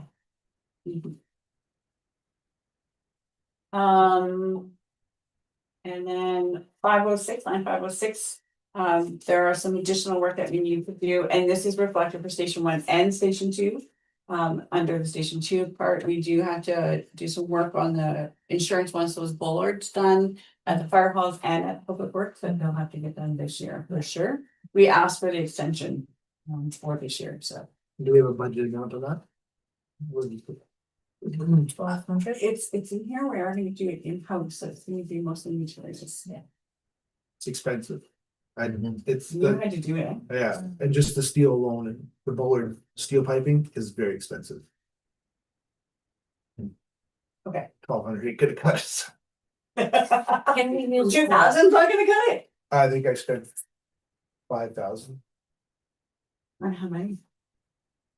Public Works and the fire department, 2 fire departments, just like you. Should we up that? Well, I have, there's a portion under each fire station Sure. as well as in the public works. Okay, So there's like okay. 2,000, and then there's more in public works. Yeah, I started. Putting in around, yeah. Under line 517, that's to highlight that we paid that loan off last year. Yeah. Just took that extra money when that term came up and paid that off. And then 534, is the trailer that we were purchasing for the Gator. We'll have that the trailer in there. I think the department will be very happy. Just for the fire department. Mhm. Yeah. Absolutely. So those are most of the highlights for the fire department. The next one is emergency services.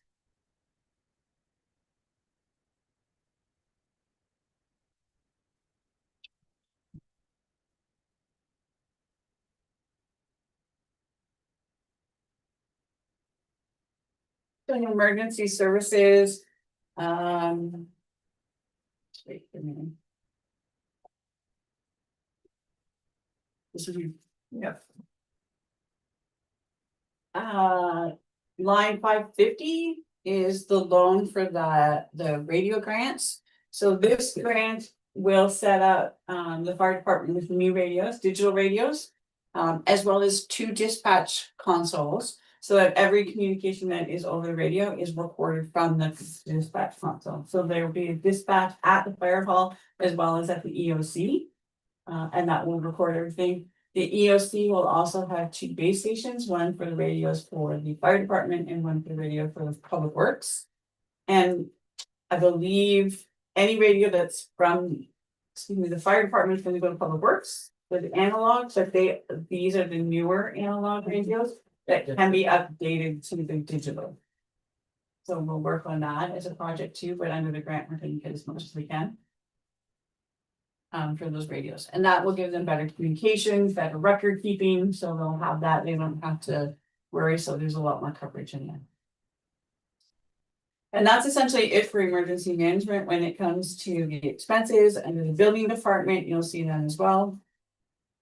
Again, when we speak about cost recovery, when we take these numbers for cost recovery, which is just the building department and not the entire operational cost, you're at a higher cost recovery. Bylaw services, you'll remember from a few corporate service meetings, we have talked about our bylaw officer took the municipal law enforcement training and he's joined membership, so those costs are incorporated in here as well. And we do hope that he will also have the opportunity to take the property standards officer training as well and get that certification. Under police services, there are big changes under police services because we no longer fund our police services, so we fund it under the Nosbon Police Services Board, which we know Mayor Paquette is the chair of. So we just get a one-time bill, but it's based on the population of each municipality between East Paris, Chisholm, and Bonneville. So our share is the $5,344. And that's where we put our per diems or our travel Yes. to East Paris. Yeah. So those are the changes, and then line 604 is the OPP contract services. I believe there's like 30,000 in there that's gonna be that cushion, that building that reserve up so that we can. Yeah, can you say that number around, please? Well, this year we have $377,000, but next year we can expect a $410,000 bill. For OPP services? Yes, for OPP services. They gave us 2,000. They did, but. But then they took some back. So, Years a well, yeah, but I'm building in that Yes, yes, reserve in yes, it, right? yes. Yes. Because I don't want a 60,000. No, yeah. So if we can soften that, that'd be great. Yeah.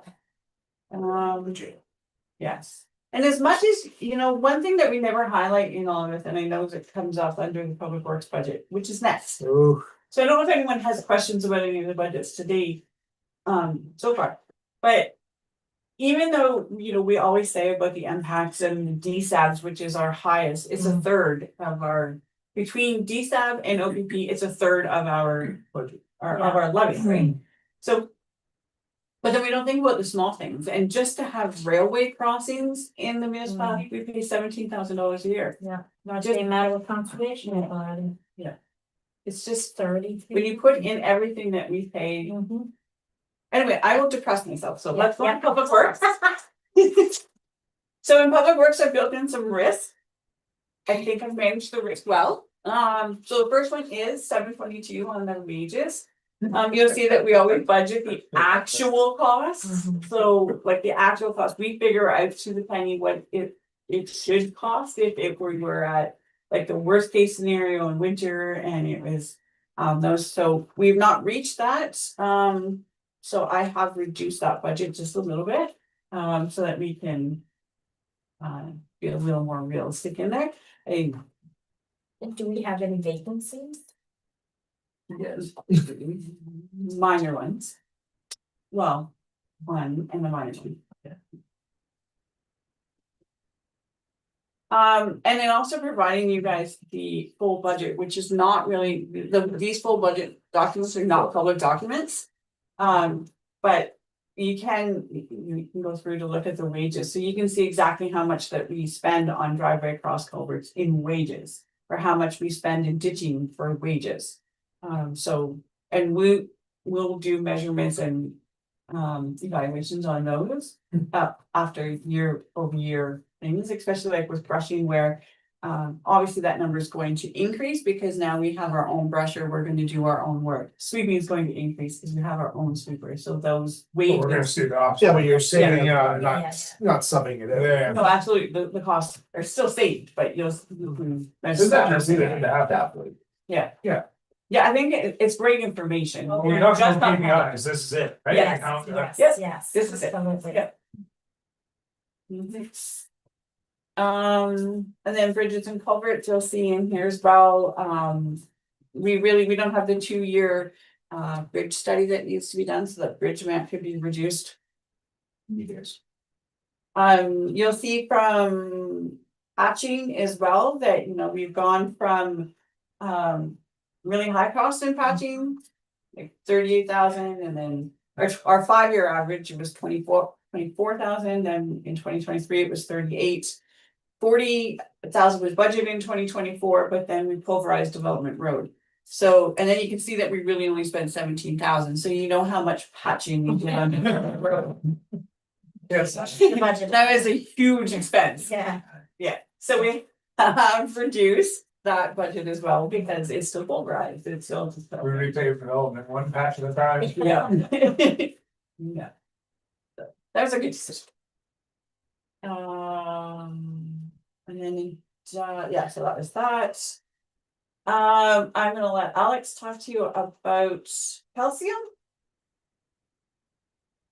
So And that, sorry, calcium is line 787.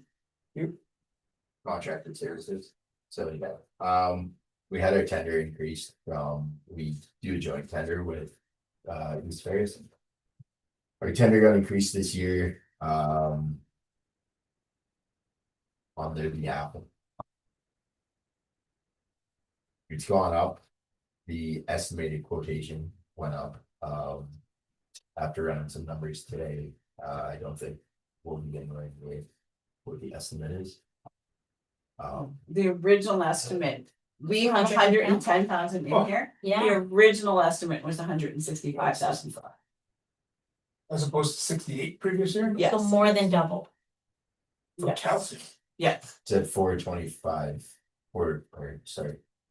0.425. Are we doing more roads than we used to do? Well, so we do one more road, right? A We're doing bigger road or? development, Oh, Bell, yeah, right, which Which takes one is- whole load.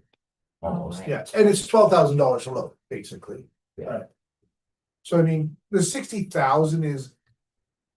Should be on, it's on par, it's in the ballpark. 160 though, that's. Yeah, I don't know. Was it calculation error there or something? How often do we leave? What, Yes. once a year. Once a year. So currently, like, as the residents might have noticed, we put a post out, but this Mhm. week, we canceled Monday due to the weather. Yeah. But, yesterday, today, tomorrow, Friday. Yeah. boy, It is much less dusty. it's also the rain. It's been raining, yeah. Never mind that. No, I mean, like, It- you Calcium's can, wonderful. you can tell it's pretty fine. Yeah. It's not 100, not this jump, so No, yeah, that was crazy. we're certainly gonna see what our actuals come in at, this is. Oh, you're It's a bit burning, of pain you're for what, us. 5-6 roads, Is this the first time we've done a joint? No, so No, you're 50. no, we weren't. So what's the variable? I get development for $12,000, it's full, so we could have went Yeah, like, what's that? Just one. 78 and 90. And now we're gonna up an extra 20 after that. well, then what's the economy of scale benefit in group tendering, right? Are we not getting that? there's only two in the. So it's not really group tendering when it's only two Okay. municipalities, right? But So, I the mean, big municipalities? no, so moving forward, we're looking at other options in the future. So, yeah, I mean, I'm going to talk to our association, see if the bond field in our association, Okay. it's a little cheaper Yeah, than what of they're course, getting. Yeah, But I mean, it's still the same company. The quality's got to me, they got skewed somehow. Yeah. They're not the right quantity. Yeah. Okay, fair enough. So yes, we put in a little extra. Based on a Yes. tender, so we have the evidence, this is supporting, but you know, we'll see what the actuals come in at. One of the things, and I mean, we do lay calcium so that it's 2 passes on a road. One We've in been the middle, switching because now the trucks are bigger, wider, they've got bars at the side, so we've been giving one pass right up the center. Which, yeah, it covers probably 3/4 of the road. Yeah, you've got, I mean, some of the roads, right, that have extended over time that are past the 7 meters that they're supposed to be, right? Of course, you're gonna be outside your Right. drive lane, but for 2 vehicles to drive side by side down the road, you're still within those means, so. Well, yeah, we got a brush it. okay, and then line. 791 and 792 are those 2 new or. 793, 2 new sections I was talking about. It's no longer under that capital levy. In the general government, we're putting the gravel program right into the budget. Yeah. At 165,000, and then the stockpile, we are moving to 95,000, so. Again, year over year, we haven't traditionally been putting. I mean, you can see the 5-year average has been 55,000 into the stockpile, and now we're at 95,000, right? So. When, I see back here when, part of the stockpiling is being used for a project, right?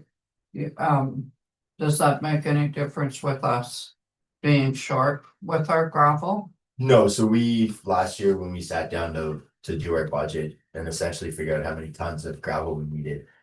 We figured we needed for washouts, culvert replacements, sinkholes, that sort of thing. And we ended up coming in with some excess gravel that we used to apply to the surface of some roads through the township. So essentially we saved some money by doing it in-house, with our stockpile, but we've never been short over the past No. year and a half on stockpile. We still have quite a bit of gravel saved up there, that we've been using when we need to. And we're half the way through the year anyways, right? Yeah, usually from now till I'd say October, November is kind of the iffy season because we get a lot of rain and a lot of washouts and stuff, but knock on wood, so far we haven't really used as much of the stockpile as we've foreseen. So Well, and I, it's a credit to Public Works because the, grading has been performed a lot, more efficiently, pulling the berms off, the ditching program you've done.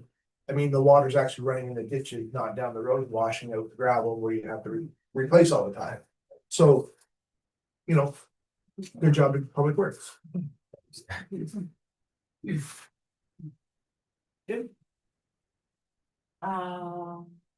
think that's it for that page.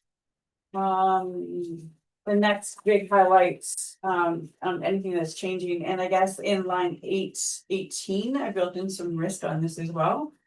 So if we go back to those earlier charts that we saw where we just probably should use that gasoline inflation rate as opposed to CPI. I've lowered what we would budget for gas. So last year, and the numbers in here don't reflect, so it says on that line, on line 18, we budgeted 170 and 99 is in there, but that's not, we actually did spend closer to $114,000 just in fuel purchases.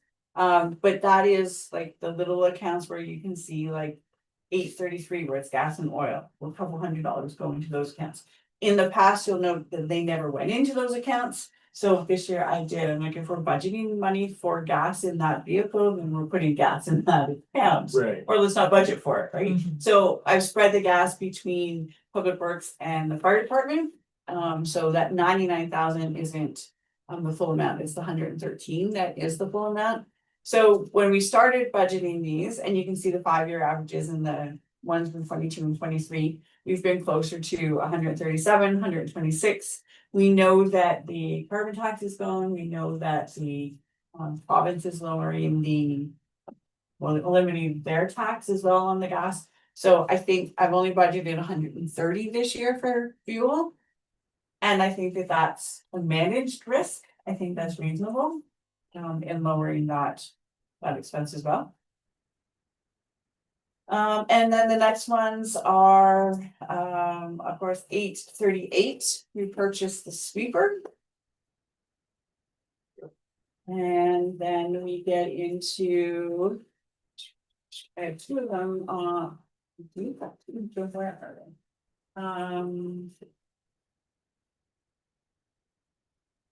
Well, one is. Line 848. Truck. Yeah, where's the other one? Did I miss a zero?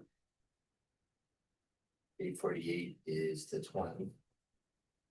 And 845 is the 17. Yes, I think I missed a zero in there. 845. So 845 reads 2,800, should be 28,000. So I will be reducing his reserve. I was gonna say for the good news. But I won't now, if you guys can flip back to the first page. Oh, where is it in Public Works?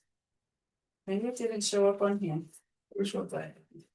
Where you're gonna put the money into reserve, but I might not have printed it on this. So originally, we just go back to line 845. So originally in we did have surplus between all of the expenses and that 3% increase. And I'll certainly be happy if you want to increase that to a 3.4, so I can put more in reserve, but I figured I had $97,000 to put into reserve. Under for either the Public Works or the Fire Department for equipment. So now that we've done that typo, I'll just reduce that 97,000 to that number. So it should be 28. Should be 28,000, yeah. There's quite a list of repairs. Yeah, for so- both trucks. Let's touch on that. I'm gonna let off. I'd like to go through, so we have steer tires for truck 3. Drive tires for 2 and 3. Hydraulic lift cylinder for truck 3. Tarp systems for both trucks. Main conveyor for the truck 3, a main chain. And.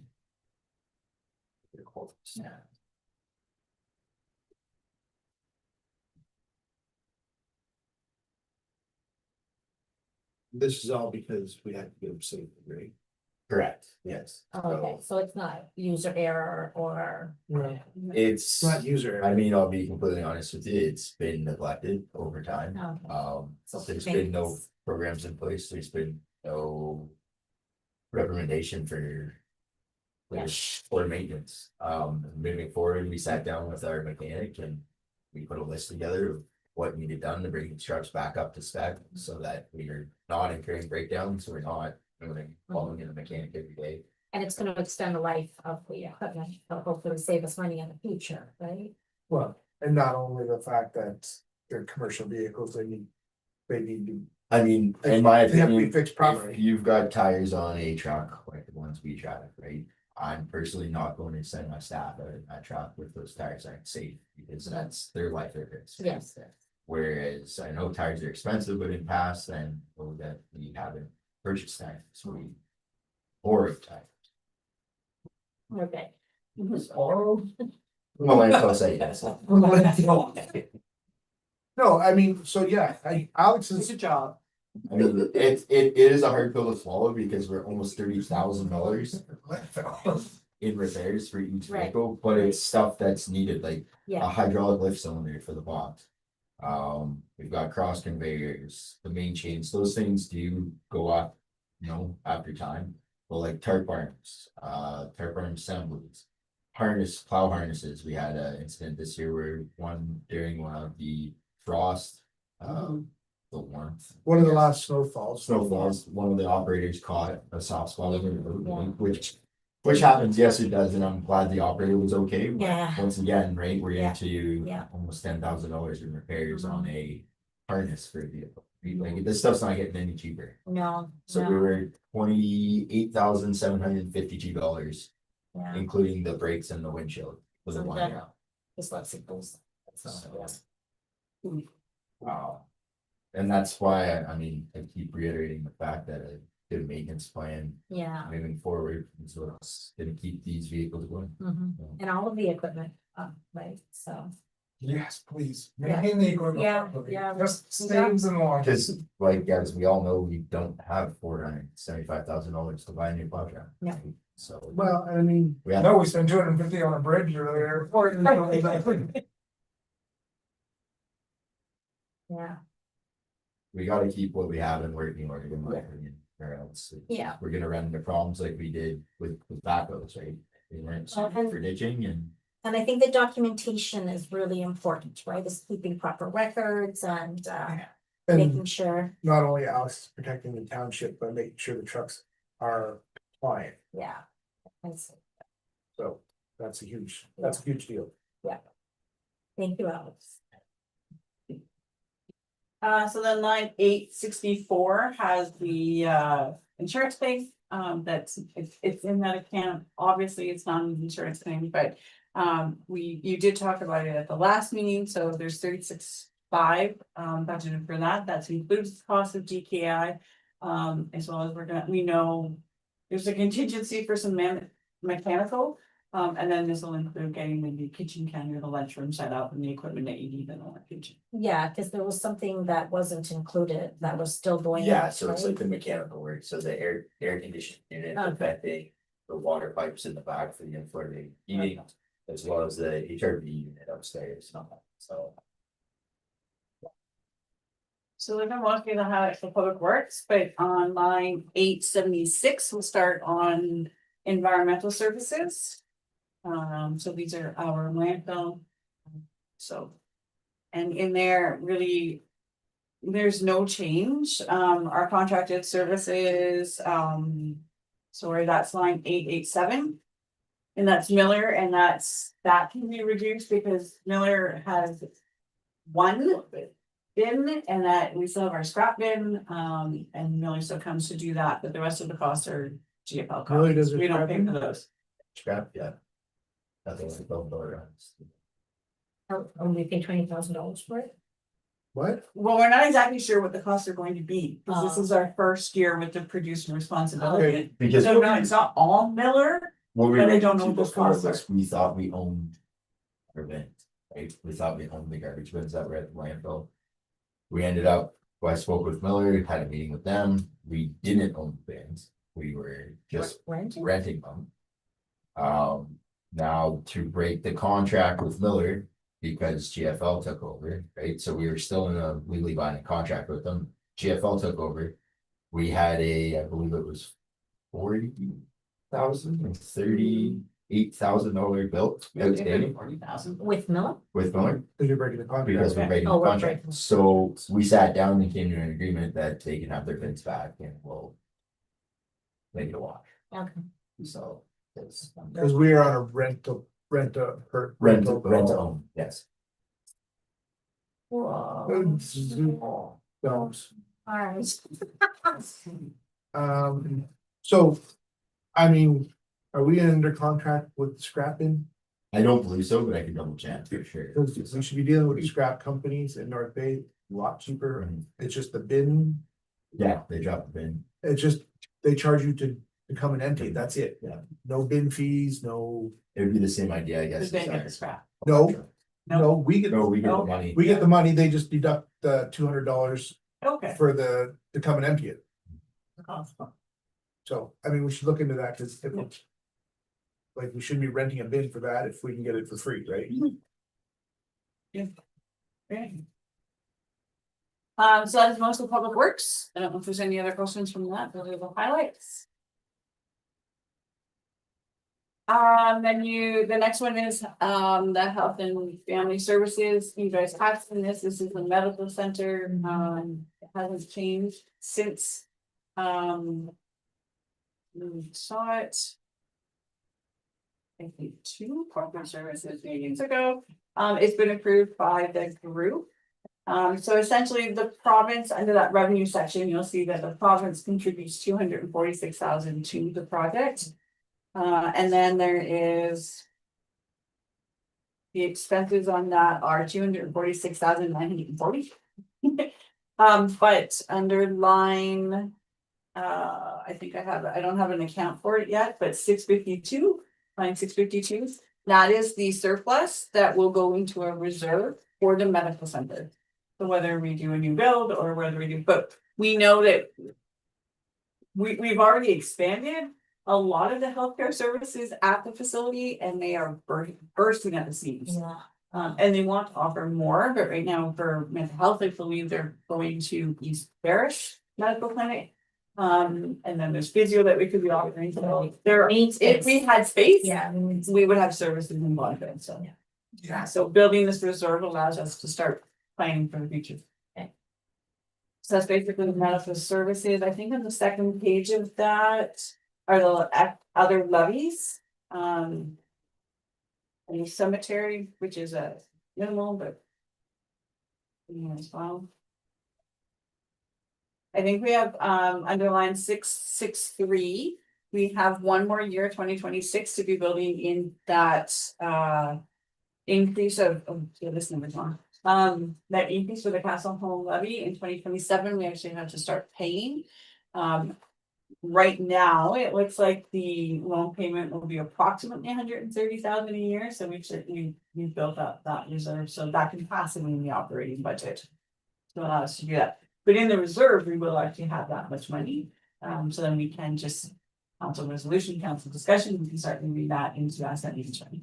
We are running that up. That was. Kudos to, I think it was Yeah. Brian Rogers. Yeah. Came in and set that up to Yeah, foresight. that was a great idea. Yeah, yeah. I did get an email. I did get an email from Castle Home Loan. Yeah, we got it. Did you get it? Yeah, which says what the 2025 is going to be. So in that, yeah, it's in your total, Yeah. actually I can share it with you for a minute. So Fonfield's gonna be responsible in 2025 for $15,000. That's not built into the operating budget. But we have the capacity in the reserve, so that can be taken from the reserve. What's that for, sorry? The capital levy that's being issued for 2025. They're operating. Because, capital? no, it's capital, it's capital. it's when that construction loan came out, the interest rate was at one amount, now it's at another amount. So you'll see in It's the first two, they're funding the January 31st, 2025, the 702,000 is being funded through Castle Home Reserves. And then the levy for January to March 2025, the construction interest is due on April 20th, and that's being funded through reserves. To an amount of 489,000. And then in October, that's when our funds will have to come out, and we will owe 15,385 in 2025. In 2026, our contribution is gonna be 42,691 for those capital expenses, but again, it's built into this reserve. Like, I think because we've had that foresight to put that in here. That will be fine to put those, so I'll do resolutions when it comes to actually, when we get those invoices to actually pay, I'll do a resolution, so council can move that from reserve. To pay it. So then the next one is Parks and Recreation. Don't believe there is much changing in this one. Summer camp is remaining as a 2-week program again this year. The rec committee got the analysis of that cost, Yes. the cost analysis on that, so the 2-week program, if we don't reach capacity. For both weeks may cost the budget $3,000. Pretty minimal, to offer that program, That's if we don't reach that, so. yeah, if you. Have we ever not reached capacity? No, however. Adding the second week, we weren't totally sure about the second week this year because of staffing issues. So I said we can definitely run the second week, we just gotta keep the numbers really low. Yeah. So normally we cap it at 48. I've taken as many as 72. Even though the office capped it at 48, Yeah. so. It'll work out in the wash, I think. We have enough staff now, I think, to manage a little bit more in that second week as well. So. It's all just about safety and numbers, right? Yeah. In line 921, the 11,000 for Canada Day, that is a significant increase. That's because we have 2 years of fireworks.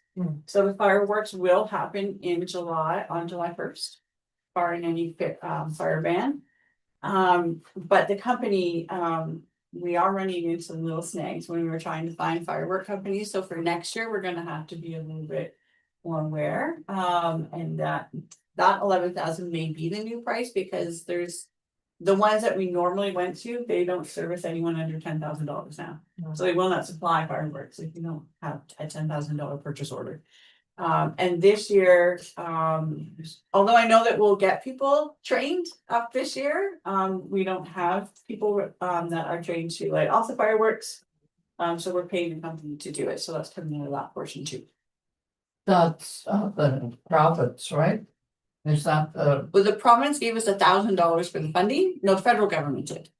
Yeah, it wasn't a lot. but it's the rules of the province or the fire department? That we have to pay a company.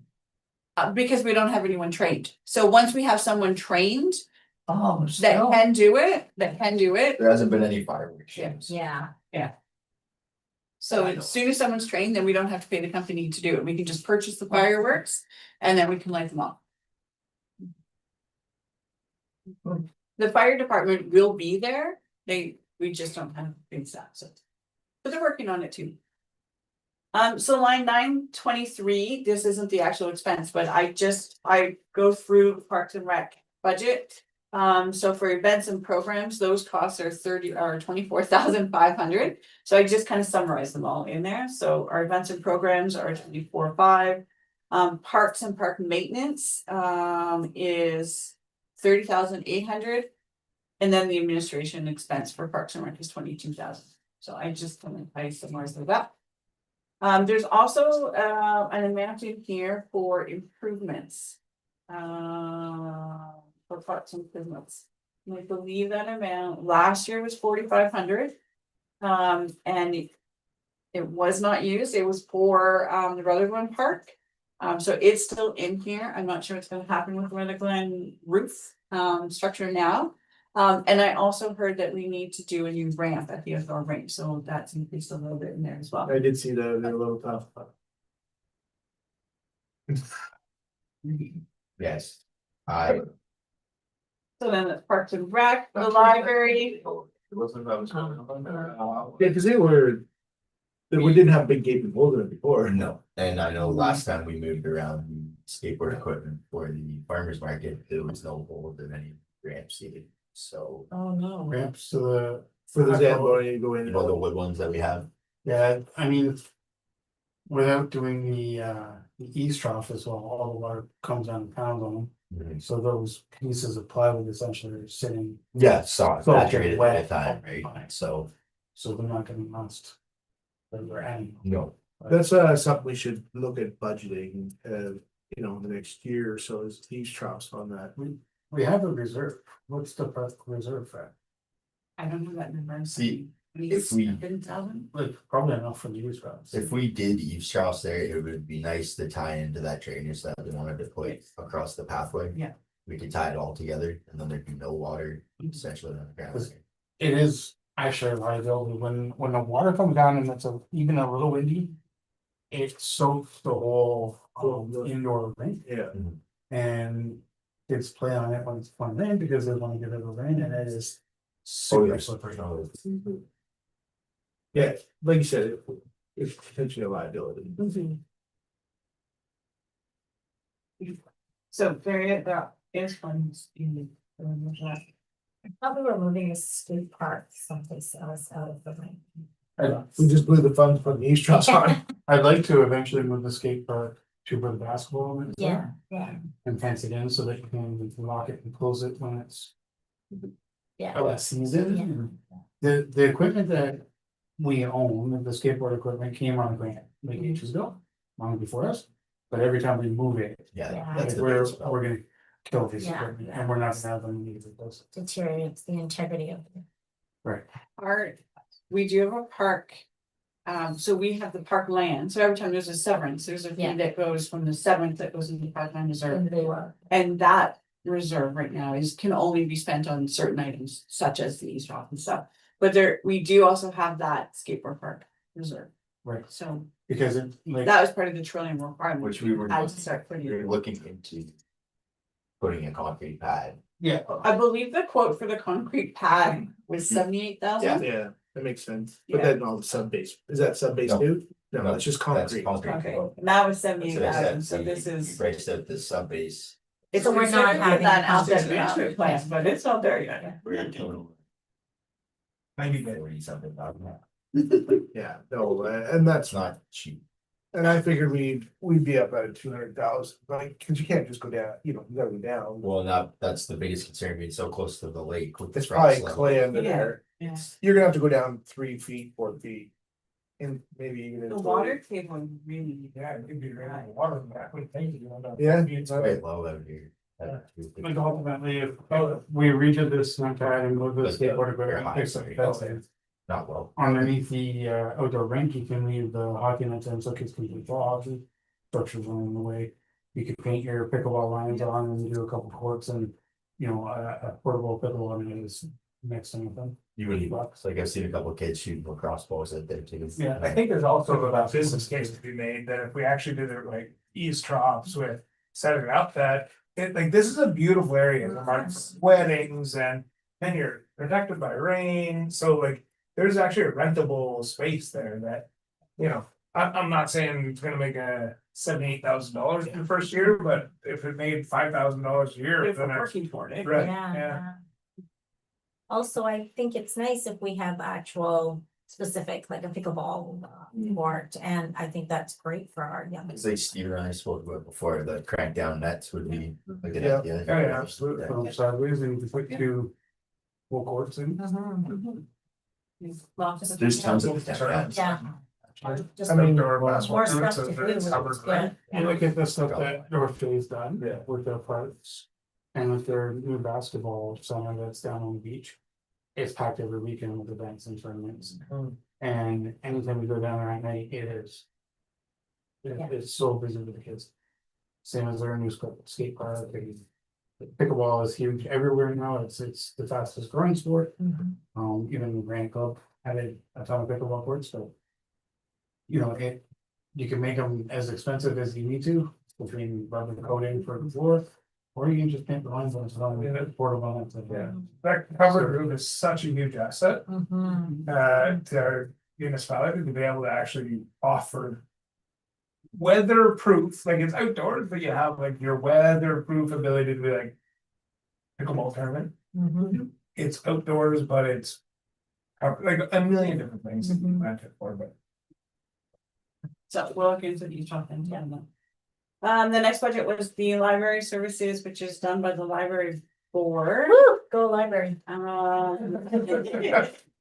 think the only change on that was the honorarium that we passed last night. Yes, yeah. So that has been factored in on that one, so there's really no drastic changes on that one.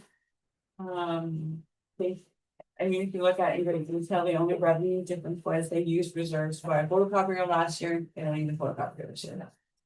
And then we have planning and development as our last budget. So in here, we have kept the 10,000 for the planning consultants.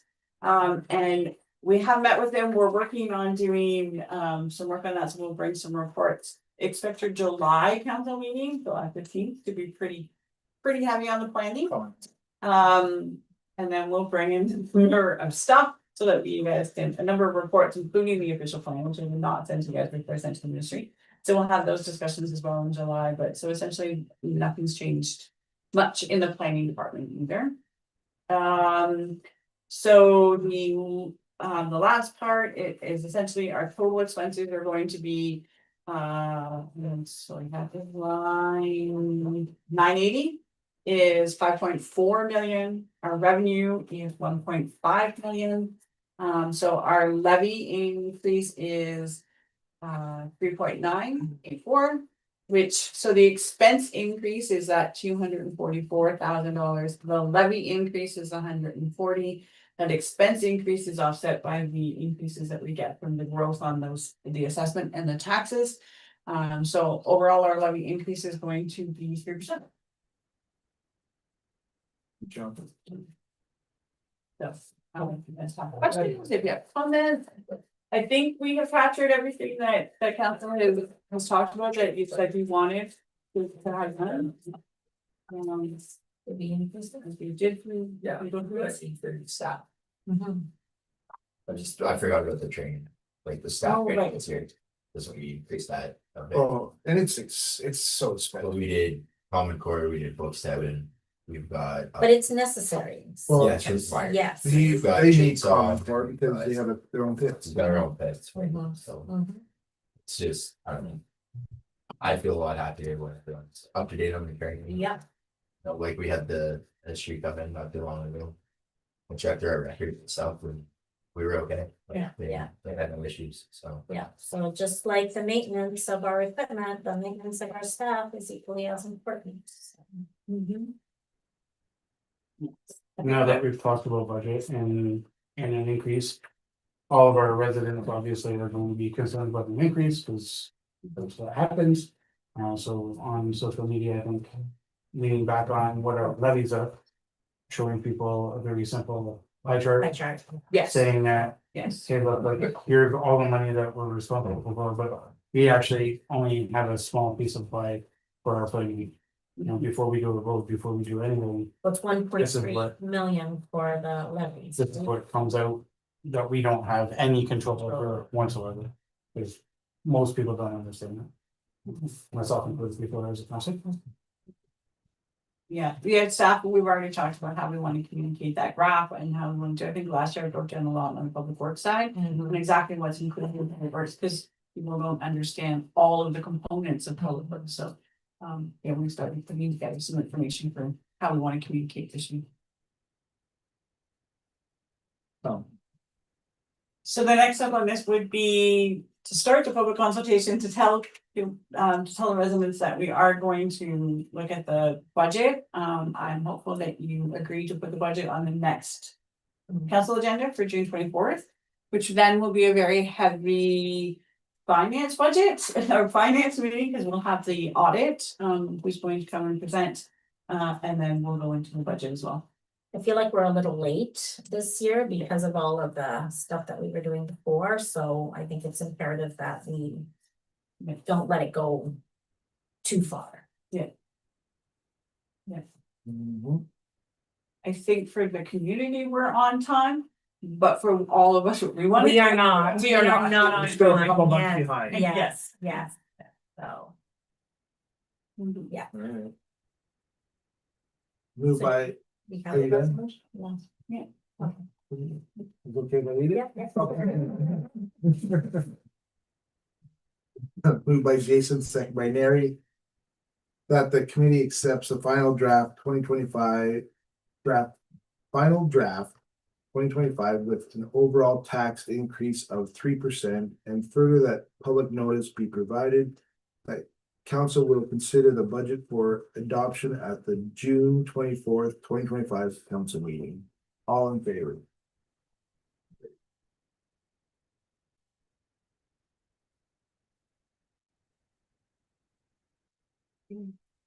Moved by Neri, second by Steve, that this meeting be adjourned. At 8:29, all in favor. Carry.